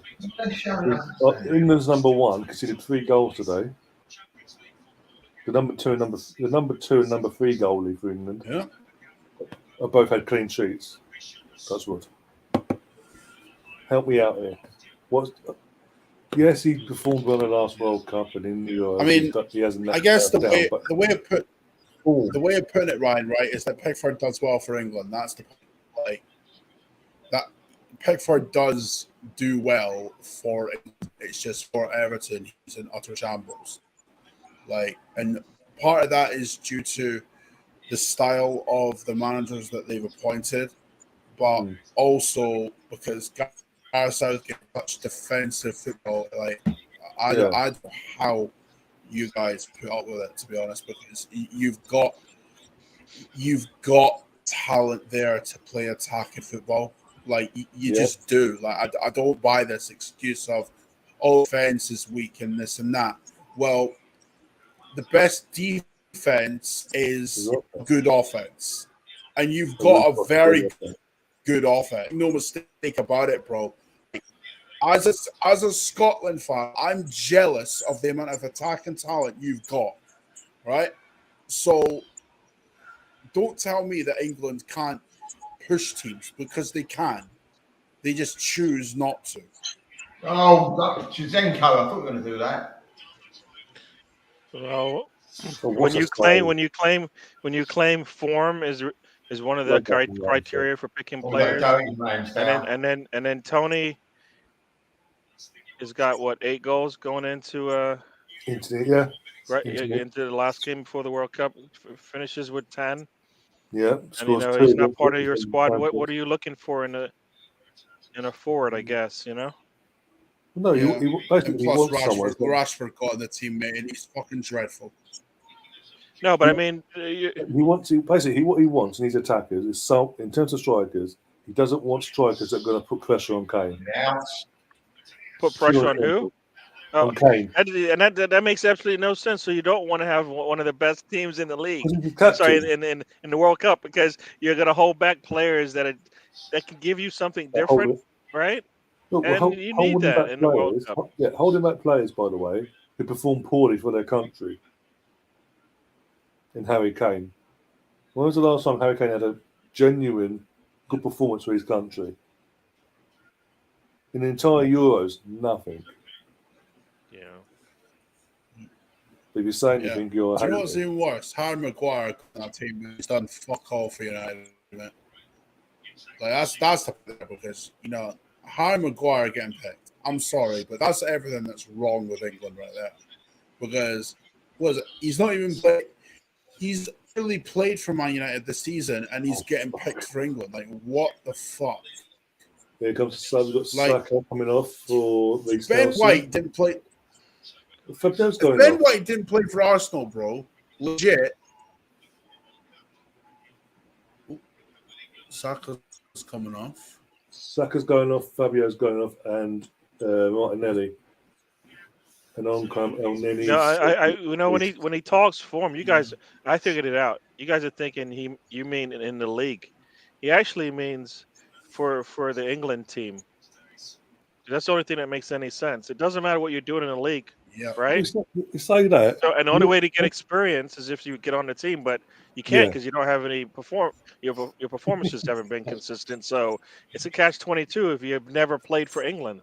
Well, this is the thing. On Thursday, Gary, when the squad was announced, he did a press conference. If you don't he was asked about why is Tomori and Tammy Abrahams, why they're not how they did, what the reasons were behind them not getting the extra squad.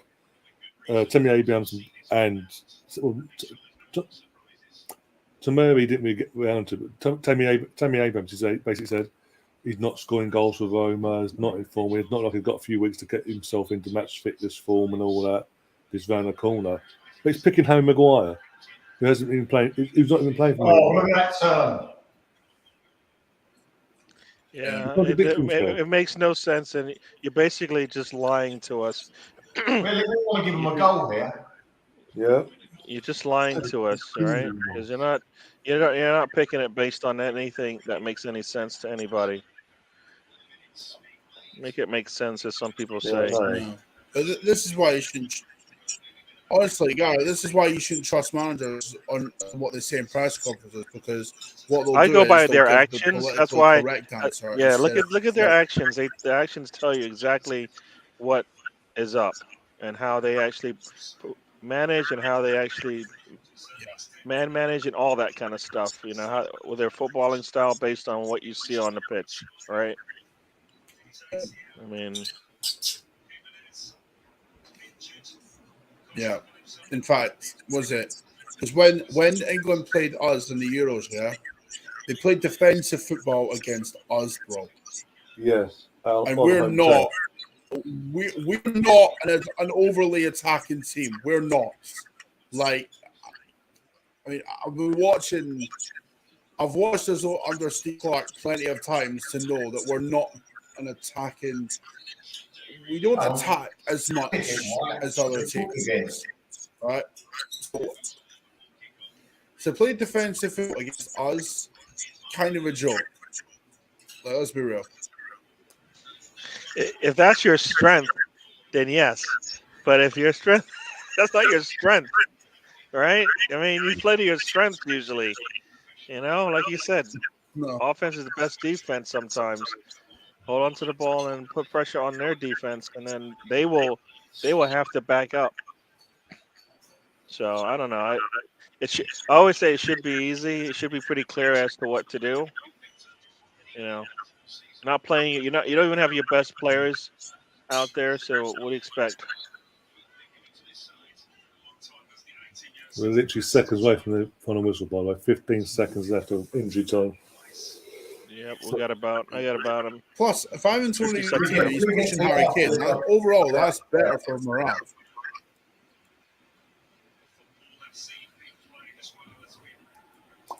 Right, we've got it. Fucking hell.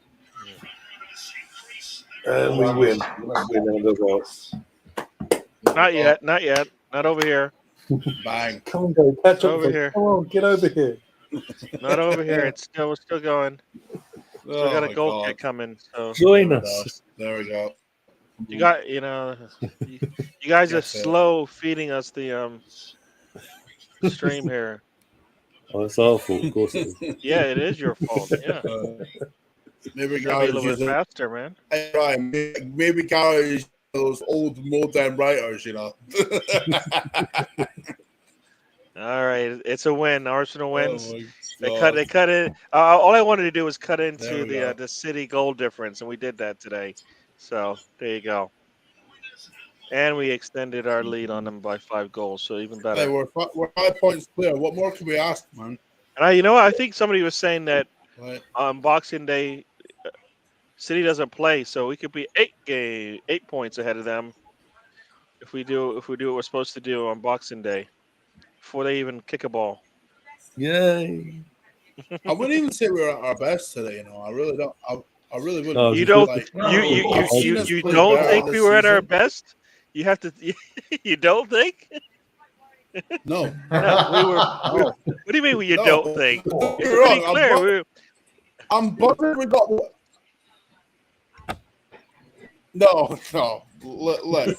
You actually had to. Been better No. We were this poor season today than in what that we first saw half. today. Second half, we played much better, but that's only in like the last 30, 25 Mate, minutes. what I mean, mate, you know what I mean, though. Like, come on.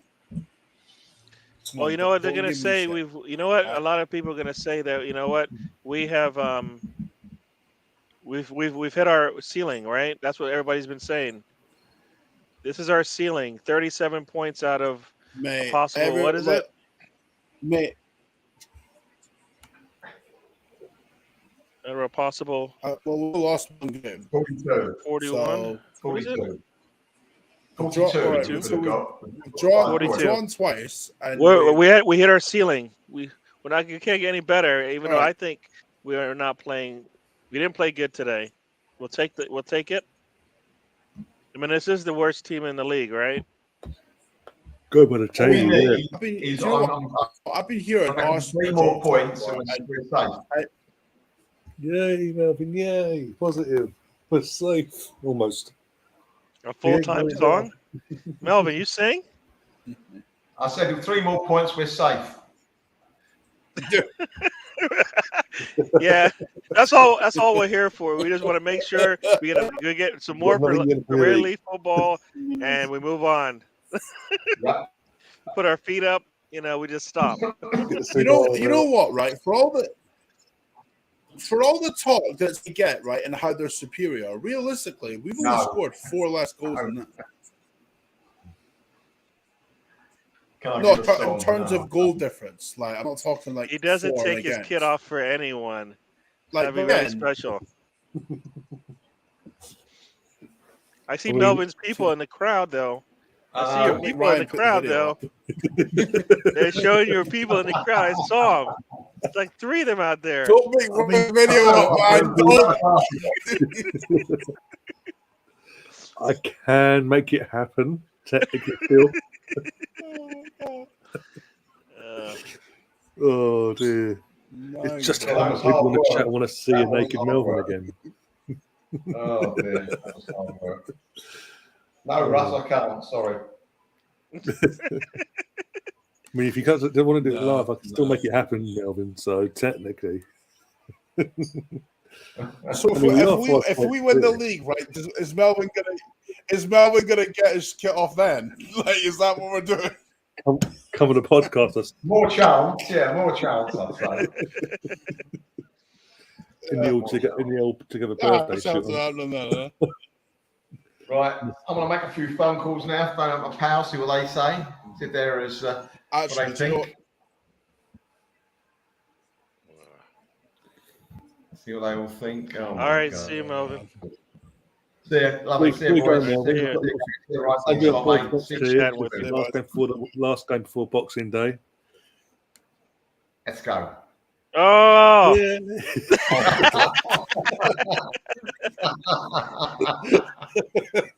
Cover my eyes, What? You can't cover your eyes. You gotta enjoy that in all its glory. Come on. Come on. All right, on that note, I'll see you all. Have a good Christmas. I'll see you all. Yes. Bye-bye. Have a good. Oh my God. I don't think you guys acclaim me. You don't understand a word I say anyway. So why would you actually allow me to put on the England shirt anyways? I'm gonna go. I'm USA. I'm sorry. I don't know. Colin in the chat saying I do not know that there's an Arsenal player that actually should be man of the match. Am I alone? Well, you got to give it Odegaard because he got the 2 goals really. Martinelli because he improved in the second half. What he was doing, he's out. Yeah. I mean, by default you get to Odegaard, but if we're going off overall performances, then no. Because I mean that the first half was it wasn't great, let's be honest. I mean, we got into it more so in the second half, but I wouldn't say it was best performance this season. Like, we were better against Chelsea. Like, that's just that's kind of my head. Against Chelsea, we played a full 90 minutes. Not even they got nothing. They got nothing, and we put it on them, and it was a good match. Exactly. That's why I'm saying it's better. Yeah. That's why I'm saying, Gary. That's why I'm saying that, because, like, in my opinion, the Chelsea game is our best performance this season, without question. Like, it's not even up for debate. Like, but I'm not looking at performances as much, if that makes sense. You know, when, like, especially under Wenger, where we would look specifically at performances and just the results and how they weren't good, and we don't complain about that. I'm not even looking at the performances. I'm looking at the results more so than anything, right? I'll never do that. You know why? I'll never do that because you can't live off results. You're impressed by it. You'll be happy with it. No. But I'm not. you know what? No. But No. think about it. You just said it. We played what seemed to be a tough game against Chelsea. We came out, and I think sometimes we play to the competition. Sometimes, right?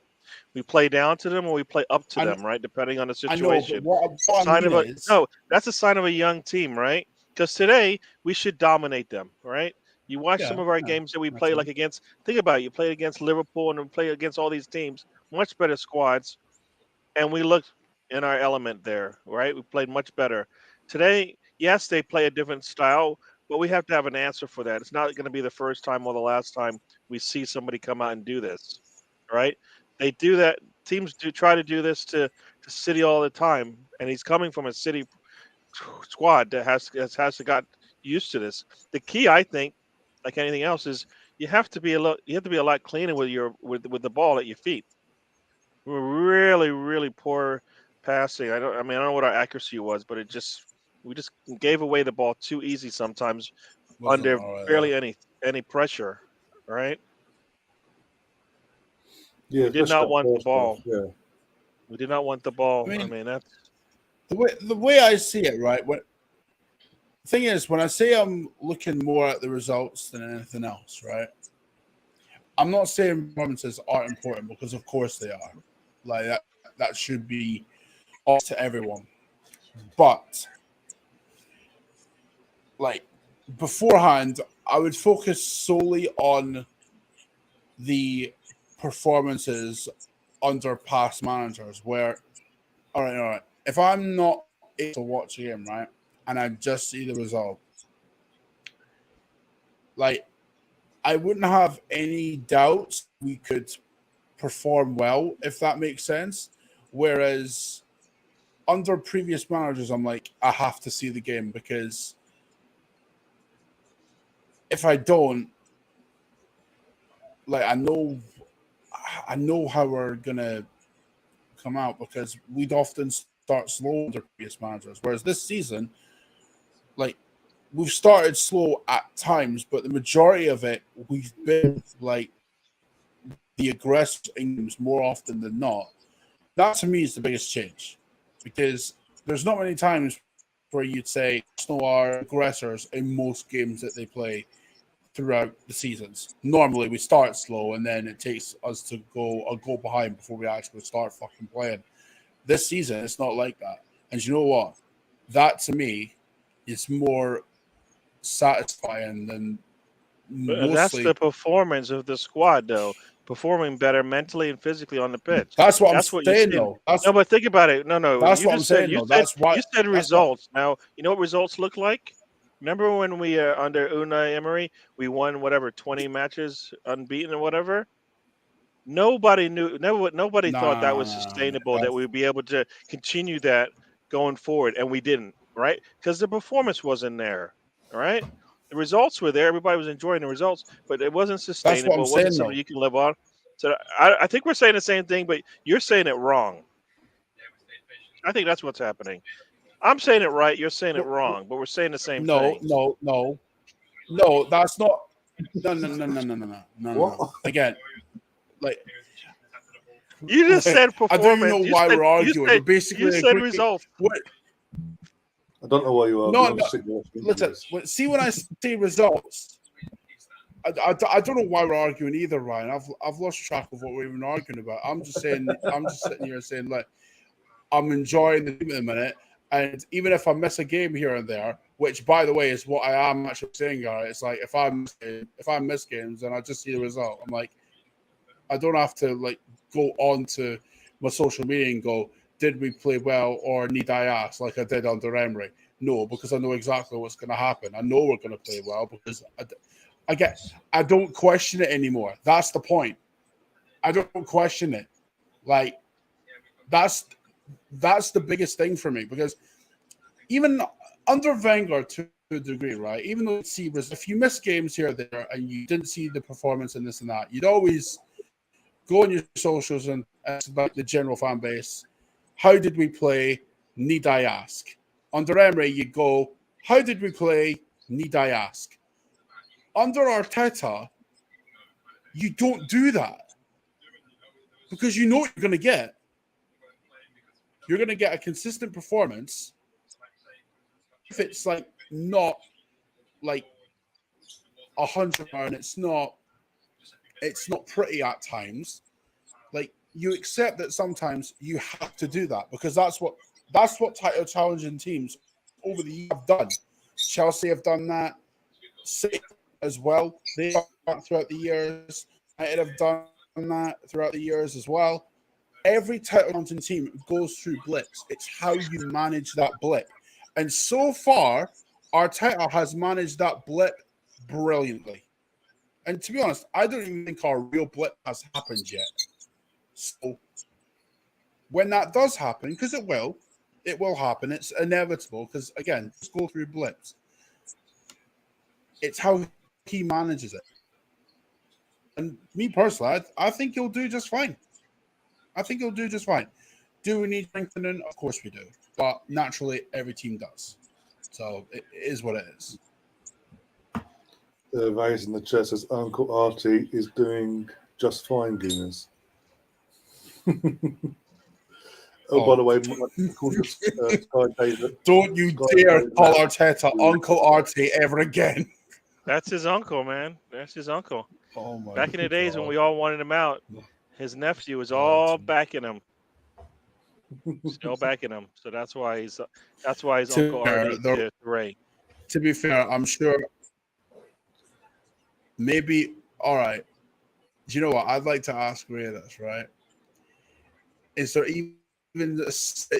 not slightest part of you that even when we were going through our Baron run that you thought, or even like just creep into the back of your mind? Because I'm pretty sure this thought would have creeped into the back of most Arsenal fans' minds of maybe he's not the right guy.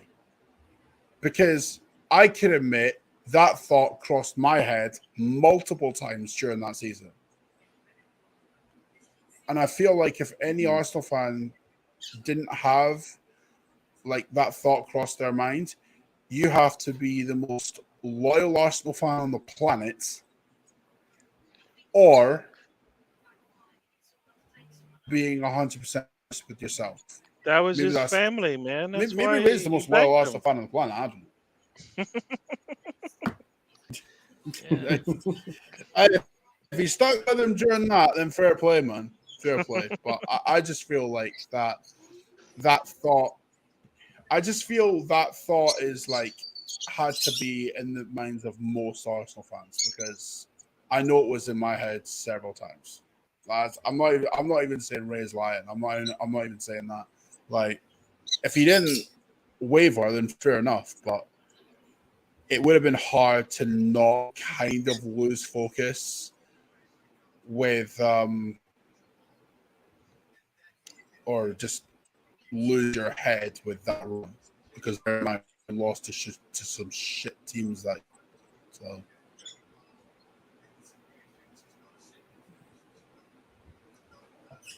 They're saying, yes, of course, I wasn't happy with sacrificing the Europa League or a full sign, but I saw the bigger picture.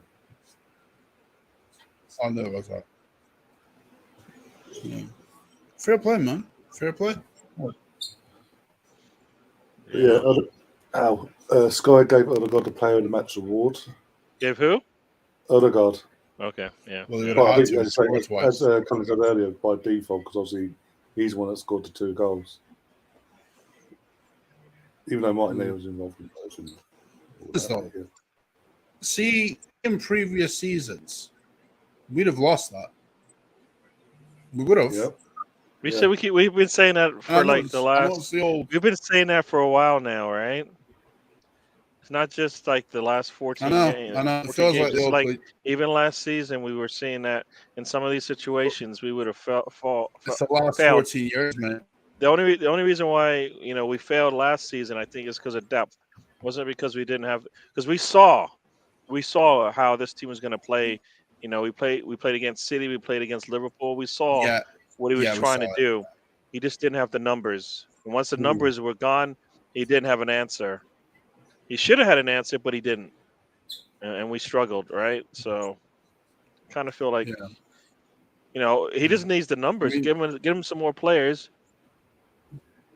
Yeah. We just need more players. That depth has got to. Do you know we've what? always had a depth issue, but now we know. Now we know what it looks like when it works, right? We know how the team. We know how what he's expected out of his team when we see it. We just want to see it when some of those players aren't on the pitch, right? If Partey's not on there, we know we're not going to get the same. When Jesus is not on there, we know we're not going to get the same. You know. So those are two key pieces to this puzzle right now. Half-time, Gary. Yeah. Yeah, that's what, honestly, Gary. That goes back to what we were saying at halftime.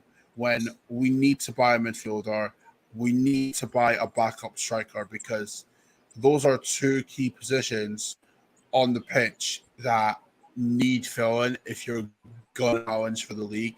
Because no one can say, not with a straight face anyway, that you're going to challenge for a title with El Neni and Nketiah as your backups.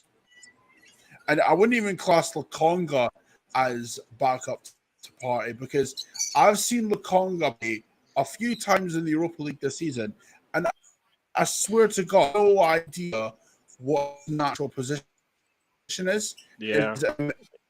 Everybody says, I say, he says that he can play either the 8 or the 6. I'm like, well, you're not playing the 6 the way Arteta wants it to be played. So for me, maybe 8 is where you should play, because you're not handling the 6 the way it should be. So we need to find somebody who can actually perform in that role a lot better. So I know it's not an easy task to find somebody. Was it when Lokonga plays as a 6, mate? Yeah. It's not good. It's not pretty. It's just about It's just about recruiting the right player. And to be fair, the board and Arteta as well, they've proved that they can recruit right with who they've bought over the last 2 seasons. So I've got no doubt that they'll find the right guy. But on the Lokonga issue, he says, he said he can play as a 6. I'm not beating, but I've seen him get dribble passed as a 6 a lot. And you know what? The one key thing that he does as a number 6. Yeah, the one thing that he does is a 6 that, I know that's why there's a problem, is when he gets the ball, he doesn't want to split the defense. You've seen Partey go through the middle and split the 2 defenders that are sitting on either side of him and open things up. I think it was one of the first Europa League game he played. He would not split the defense. Eventually he did, but he would not do it, and it just it killed us. It killed our attack, because teams just push us out wide, and in the middle we just can't get there. So do you know what, mate? As I'm thinking about it, you know how Tavares, for example, he's doing very good on loan at the moment at Marseille. He's doing very good. Saliba did well on loan when he was going through his loan spells and the passing of his parents and stuff like that. Maybe Lokonga needs a loan to kind of develop more, because as it stands, if I'm looking at him purely based on what I'm seeing from him now,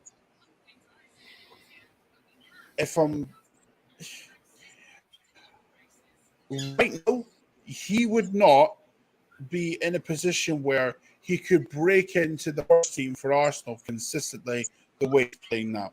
Not a chance. Not as a 6, because he gets dribbled far too easy. And when he's played as an 8 in the Europa League, I've not seen him progress the ball the way Jack does. So right now, he wouldn't get in this team in either of those positions. As a 6, like Partey does, you need to be able to split the defenders, and as an 8, like Xhaka does, you need to progress the ball quickly, which is what Xhaka does so well, or has done this season. So just based on that based on alone, based on what you're just saying, that's team the way. Now, based on what you're just saying, that's why, and I've said this. People say, "Oh, I don't believe." Why do you keep saying that? I don't believe in projects. Not this team, not right now, not in the state we're in. We need some players that can actually play, right? Actually can have a role on the squad and actually compete for starting positions. Zombie and Tavage, they're not ready. Tavage is not a fullback for our No, they're squad. not. I don't know what he is. So that was a miss. That was just a miss. That was an oversight there in terms of what he offers. Sambi might be good in an 8 or a 6, but like you said, he's not ready to play for us today. Just like Nketiah is not ready to play for us today. No. So I mean, you've got 3 players that are No. sitting right behind the starters that they're not. It's not working. Yeah. Martinelli was a project, but we didn't have to depend on him like we do Sambi, like we do Nketiah, like we did Tavage. And you know what? Martinelli was a project, but guess what? He was a talented one. And he actually he showed you glimpses, right? With Unai Emery, we saw glimpses of him, right? Bear in mind, guys, I don't think we've seen any of those glimpses. I believe with Nketiah, even now, and Sambi and Tavage, where you're like, all right, because even Ray actually said when Tavage was playing well, I think he's going to sit Tierney, and I was like, are you kidding me? No way. No way. He's not going to sit. When Tierney's healthy, he comes back into the squad, right? So that's why I don't think it's the same thing. Yeah. All right. I mean, Tavage was playing all right, and then we played that Liverpool match, and he was a fish out of water essentially in that match, right? We played against Man United, same thing. Fish out of water, right? And you've got Ronaldo making runs on him so easy, and you're like, ooh. So I just don't think it's yes, I get projects, but we're not in a state where we can bring projects in. We need to have at least 1 or 2. Our depth needs to be 1 and 2 solid right now, especially the fact that we're spending money on it. Like, if you take away Tavage and you take away Sambi and you buy 1 solid player for whatever 20, 28, 25 to 30, like, you're going to play him. We'll be better off than we are now than trying to make sure these 2 players can get the experience that they need. You know, it won't be 6 players, but it'll be 5 solid players that will play for you. And also, when you factor in, right, you notice where Tavares is playing at Marseille. He's playing as a fullback. He's playing as a wing-back stroke winger. So it's a completely different system to where he was playing at Arsenal. As far as Nketiah goes, I've said several times, even tonight, there's games where he looks amazing, but then there's other games where he goes missing completely and he ends up missing sitters. Like, you can't rely on that if you're challenging for a league. Like, because, again, Lokonga, Tavares, and Nketiah, they're all the same bracket. These are players that need developing, and we are not in a position now. Because let's be honest, we are top of the league right now, 5 points clear of Man City, right? I know the ambition at the start was to get top 4, but as of today, we are title contenders. Title contending team does not have 3 players, 2 of which are in key positions on the football pitch that need developing. That's not a real thing. All right? Lokonga, in my opinion, he needs a loan. He might turn out great in the future, but we're not in a position where we can wait on him to turn into it. Nketiah, I'm not sure he's ever going to be good enough for Arsenal, if I'm honest. But again, he may end up being good. But like Lokonga, we can't wait for him to be good because we're in a position that we're the only team pushing City. You can't have 2 players who need developing in 2 key areas of the pitch when you're contending with this Man City side. You can't do it. And Tavares Will he be good enough? Who knows? But he needs developing. Again, it's the same argument with Conga and Nketiah. He needs developing, and unfortunately, we don't have the time to wait for him to develop at Arsenal. That's just the facts, you know. And if we're going to challenge, we need a striker that's good backup to Jesus that will turn up for us when needed, and also we need a player that can do a similar role to Thomas Partey, who can split defense. See, this comment here is the reason why I'm like, I don't. The comment here is like, in the next 2 windows, we didn't need to bring them in the first place, and now, as you know, as it says, it's going to take 2 windows to get them out. What? It's not working. They either need to go out on loan, they need to go out loan, or they just need to be sold. I mean, Tavares is showing that he's got a role on the pitch, just not with Arsenal. He's showing a really good, he's a good full wing back, as you said. Sambi just needs time. Just he won't get it here, not in the games that we have. And when we needed him to show what he had in Europa League, we just never saw it. Right? He needs more games. Like, look at Saliba, right? We looked at Saliba. We said to Saliba, I said it then because I didn't believe it was going to work, right? Because you're bringing in, look at the quality of players that we're bringing in, right? You bring in a at that point I think we brought in Partey, right? And you brought in Ramsdale, right? I think, and then you brought in Tavares and Sambi. No, we brought in Partey. We brought in Partey. The season before that, right? Season before we brought Ramsdale, and Ramsdale was after. Yeah. So you brought in Ramsdale, you brought in White, you brought in Tavares, you brought in Sambi, right? And Tomiyasu. White, Tomiyasu, those 3 players started as soon as they were healthy, and you were ready to go, right?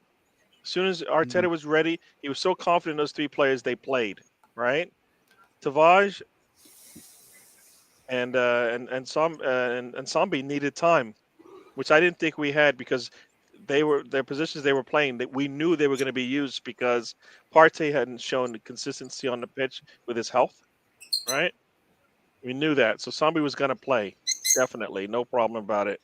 And Tavares, that was when we still didn't have all our fullbacks, right? And Tierney wasn't healthy, wasn't consistent with his health either. So we knew they were going to play. That's why I think we needed better than what we brought in, right? Like, you can bring in now, you can, like, that's why I think Nketiah is like our third striker, because you had somebody in front of him. You let him come in and play some of the Europa League games, maybe some of the bottom of the league teams when you need to rest and stuff. He'll be fine. But he's not. You're not putting him in. I think, you're not putting him in some of these bigger games, expecting that day in day out he's going to bring it all the time. So. So that's my thing. I know we saw it last week with yeah, go ahead. You know what, Gary? See on the Lokonga thing, right? It's not just that he's not ready to play 6 for us right now. It's the quality of teams we're playing against in those group stages, because realistically, we should be winning our group anyway, right? Because of the level of opposition that we're playing. I know PSV are a good team, but let's be honest, we're better than PSV. The level of opposition that we were playing against, and it wasn't just against PSV that I seen him get dribble past, by the way. I seen him get dribble past against Zurich. I seen him get dribble past against, was it Blodo Glimt as well? Like, he's not ready. Like, the teams we're playing in the Europa League, right? Most of them, like, not up from PSV maybe, but they're not of the standard of some of these top sides. Like, if Lokonga getting dribble pass, right, by Blodo Glimt and Zurich and some of the players they have, could you imagine him playing against Newcastle right now? We get ripped to shreds. You imagine him playing against City? Fuck it out. We get ripped to absolute pieces of And that's why he needs a loan, because he's not ready. He needs developing. And unfortunately, we're in that position to wait on him. Simple as that. Yep.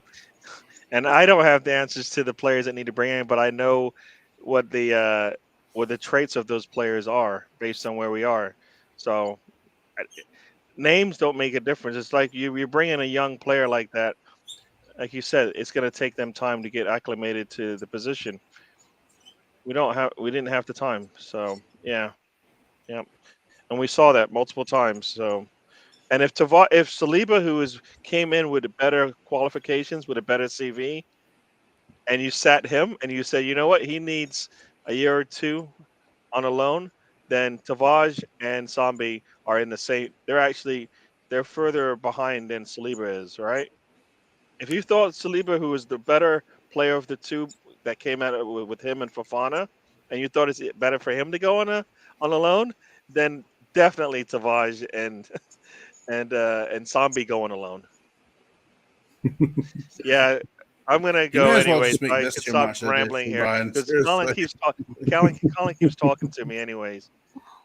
He just likes to hear me talk. I don't know why. That's because I'm agreeing with you, bitch. Because I'm agreeing with you. Like, we're on the same page here. What's the problem? No problem. Gary, you need allies for the World Cup, so you need to keep Colin on the side. All right, I'm gonna go though. I'm gonna go. Hey, I'm staying out of it, bro. Thanks for having me, Ryan, Colin. Good. Everybody in the chat. Have a good evening. I'll talk to you guys later. Good night, guys. And with that, I'm about things up myself because I am shattered. That is literally you talk about sleep, Gary, Colin, sorry. That knackering is now caught on me now. I'm now struggling to keep my eyes open. Thanks. I can feel you watched our first half, mate. You struggled to keep your eyes open. Fucking hell. He went 2 minutes later after, I was like, yeah, he's right. I need to drink something. Ooh, I have Lucozade. Ooh. But no. Do you know why you had that thought in your head, if I'm right? Do you know why you had that thought of, like, yeah, Colin's right there? Because I've never steered you wrong. That's it. Like, I've never steered you wrong once. Like, if I've steered anybody wrong, I'll own up to it. Like, I will own up to, like, leading someone in the wrong direction. Granted, I've not done that yet. All right. When I do, I'll own up to it. But whenever I've been on stream with Ryan, I've always told him this is how it's going down. This is how it's going down, and I'm going to be proved right. And I've been proven right every single time. Until I'm proven wrong, bruv, bow down and kiss the motherfucking feet. Question is, Colin, how are you going to cope for the next month and a bit of international with now World Cup football, no Arsenal? Mate, I'm going to enjoy it as a neutral. I don't have a team to back. It's brilliant. Just anyone playing England, basically. I never said I wished you guys to do terrible. If you win it, great. If you win it, great. You can finally shut up about not winning anything since 1966. Great. The women won something in the summer, so technically that's over now. Mate, you got relegated from the Nations League, and we got promoted. That's the men's thing. That's fucking shit. So, the manager's shit. Look, I mean, okay. Come on, you can't call that men's team shit with the players you've got. It's just Southgate that's awful. Like, bro, I told you this before the Euro, like on the Euros draw when you drew us. I told you, like, what did I say to you when we were drawn together in the Euros group? What did I say to you? My hope for that game, right, is your manager. I told you that because you were on the same show with me when we did it, right? Yeah. And I was proven right because you played defensive football against us, bro. We're not a good attacking side. We're not. know.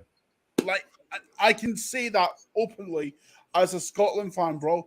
Seriously, I watched us get battered off of Ireland in the Nations League. You really think I'm going to come on here and say we're a good attacking side? Mate, no. There's players in that Scotland team I don't rate. Seriously, like, you think you've got struggles with Maguire, yeah? I've got someone who's equally as bad. Jack Hendry, bruv. Legit, the worst centre-back I have seen in my life. You know how we used to complain about Mustafi not being able to read the game? Jack Hendry is literally the Scottish version of that. Imagine having that on your side and thinking you're actually going to achieve shit. You're not. You're not. There's a reason he plays in Belgium, bruv. Yeah. Oh, dear. So who are you backing for the World Cup to actually win it then? I'm not backing anyone. I'm just going to enjoy the Who fucking do you think's tournament. going to win it? That's what I mean. As in, who do you think's going to win it? Okay. All right. You Who do I don't think is going to have win? England. Trust me, you don't have England. Even I don't think England will win it. All right. Bearing in mind, I'm awful with predictions, by the way. So I'm just going to put that out there right now. Do you know what? I'm gonna look up the group chat because I don't want to put anything out there that's suspect and think, oh God, why has he said that? Because I've seen people do that, right, and it comes back to bite them on the ass. Oh Jesus Christ! This is where you come back and now say Qatar going to win it. No. Qatar aren't winning shit, bro. Come on, I think we can all agree on that. All right. It's funny because I drew Belgium and I drew Portugal in the World Cup pool at work, and at the time I'm thinking because when I'm drawing it from the pool, right, I'm thinking, please, no one shit.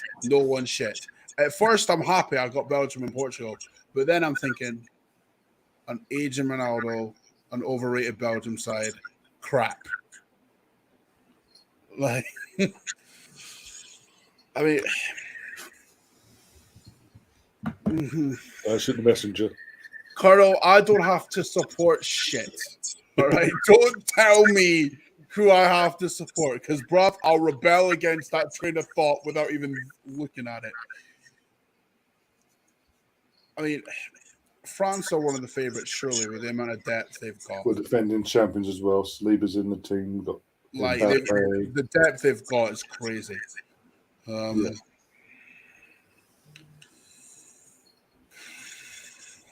We've got Brazil as well, but I think what's going to hold Brazil back is their Asian defence. Yes. Yeah. Having a 39 and a 38-year-old in your first choice backline isn't going to help you at all. Mm. When it comes to the knockout games, anyway. All right. I'll tell you who I'm backing, yeah? I'm backing Belgium. Do you know why? Go on. They're in my pool. That's why. Do you know the reason I'm backing them, right, is because I put £5 to enter that shit, right? And it's everyone, everyone, right, put £5 and there's 8 people where I work, right? So if I win, £40 becomes mine, bitch. That's why I'm back in Belgium, right? So in some instance, in one instance, it's selfish, but in other reasons, it's smart because if Belgium or Portugal win, I get £40. So essentially, I can't lose. If they lose, I'll lose nothing but £5. So really, it's no sweat off my back. Yeah, that's true. I know it's twisted logic, but I don't give a fuck. No problem. As I say, as a neutral, you get to enjoy it even more because obviously you ain't got that emotional investment into any of the teams because, maybe next World Cup. Where's the next one anyway? Is that in America, isn't it? The tri-host thing they're doing. Canada, Mexico, USA. Yeah, USA, Mexico, and Canada. Do you know what I would love? Right? If both England and Scotland hosted a World Cup, Oh, the bloodbaths. Do you know how mint that would be? That'd be mint, bro. I'd love that. Like, listen, right? Because do you know why I love that? Number one, Scotland qualify automatically. That's number one. You don't have to qualify. Yeah, you don't have to do the qualifying. Exactly. We don't have to go through the stress of the qualifying group. That's why. But you qualify as well because again, home nation and all the rest of it, right? But also, I'd be able to go and watch them for once. Whereas when it's in stupid countries like Qatar, bro, I'm not getting on a plane to Qatar. Like, I can't stand the heat anyway. Like, you really think I'm getting on a plane to Qatar to watch a World Cup that Scotland could have got to? No. I could barely stand 30-degree heat here in Scotland during the summer. You really think I'm going to go to Qatar where it's hotter than that? Fuck off. Like, not happening. Not happening, bro. Oh, dear. How old is that? Oh, dear. Oh, It is what God. it is. But yeah, we're going to wrap things up, guys. Obviously, we won with 5 points clear. That's the main thing. It was the 3 points. No matter how bad, how the performance itself was over 90 minutes, the important thing tonight was to get the 3 points on the bag, hook or by crook, give ourselves that bit of a buffer going into that World Cup now, so we kept that home game on Boxing Day a bit not as stressed as it probably would be and anxiety-wise. Even though, as the guy said, if we win, we're 8 points clear before Man City kick a ball. Apparently, no pressure on Arsenal. And then we've got Brighton, and then we've got the big boys of Newcastle coming to town after New Year. Then we've got to go to that toilet bowl down the road, and then bring Manchester United to the Emirates. And then I said this last week: if we're top, if we are top after the full-time whistle against United at home, I'm fully backing my team to do this. Because I mean, I'm enjoying it for what it is, but it'd be to go that deep into a season and be the top two or be top. You're the title race, so I'm going to back my team. I am backing my team to do it. Because I do that though. This would be the icing on the cake for me, right? Because see the season City got Haaland, Arsenal happened to win the league.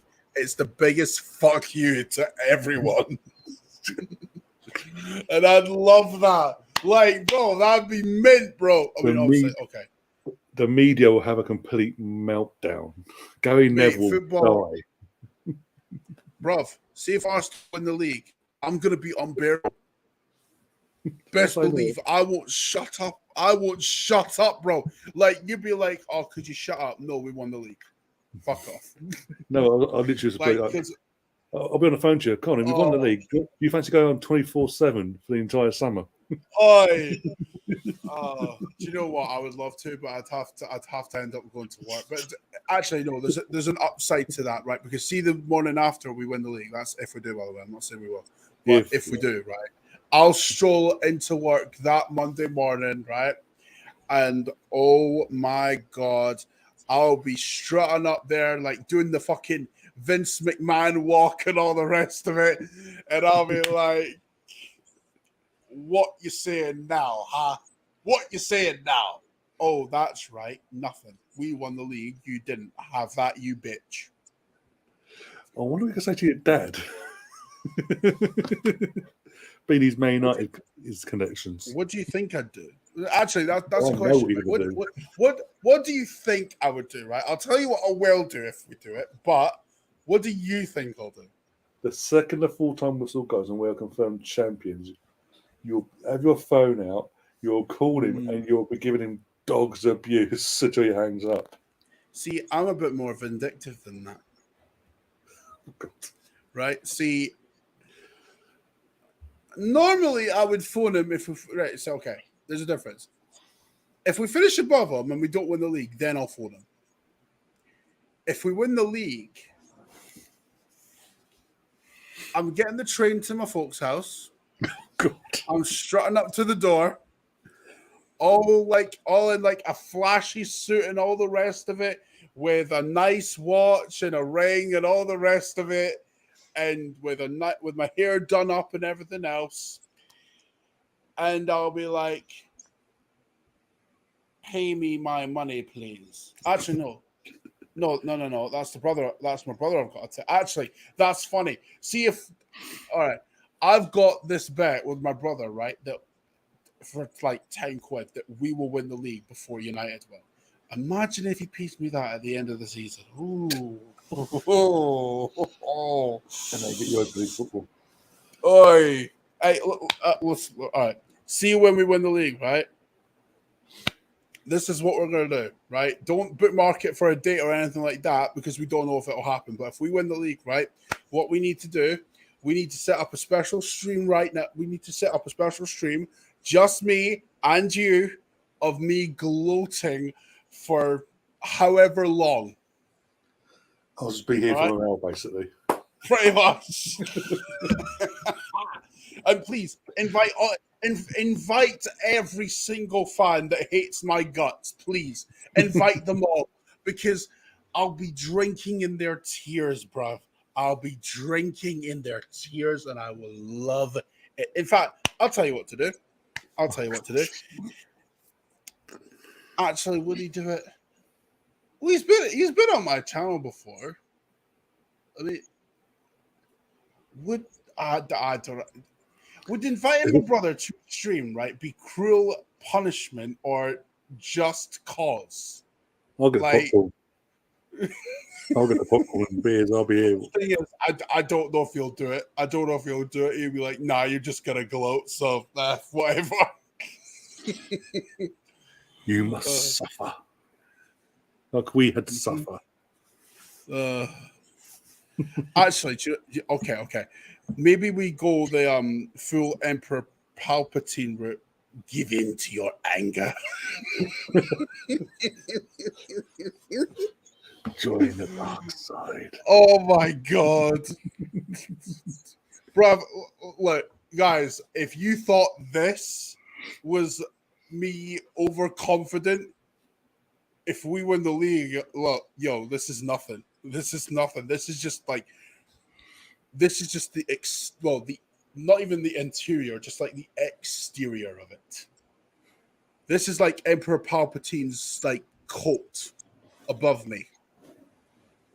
All right, this is the coat above me.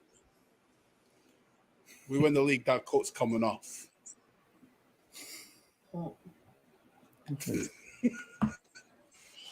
I should really shut up now because a lot of people get sick and tired of hearing me to just go up for no reason. They're probably on their phones clipping this all up now, waiting for May to come along.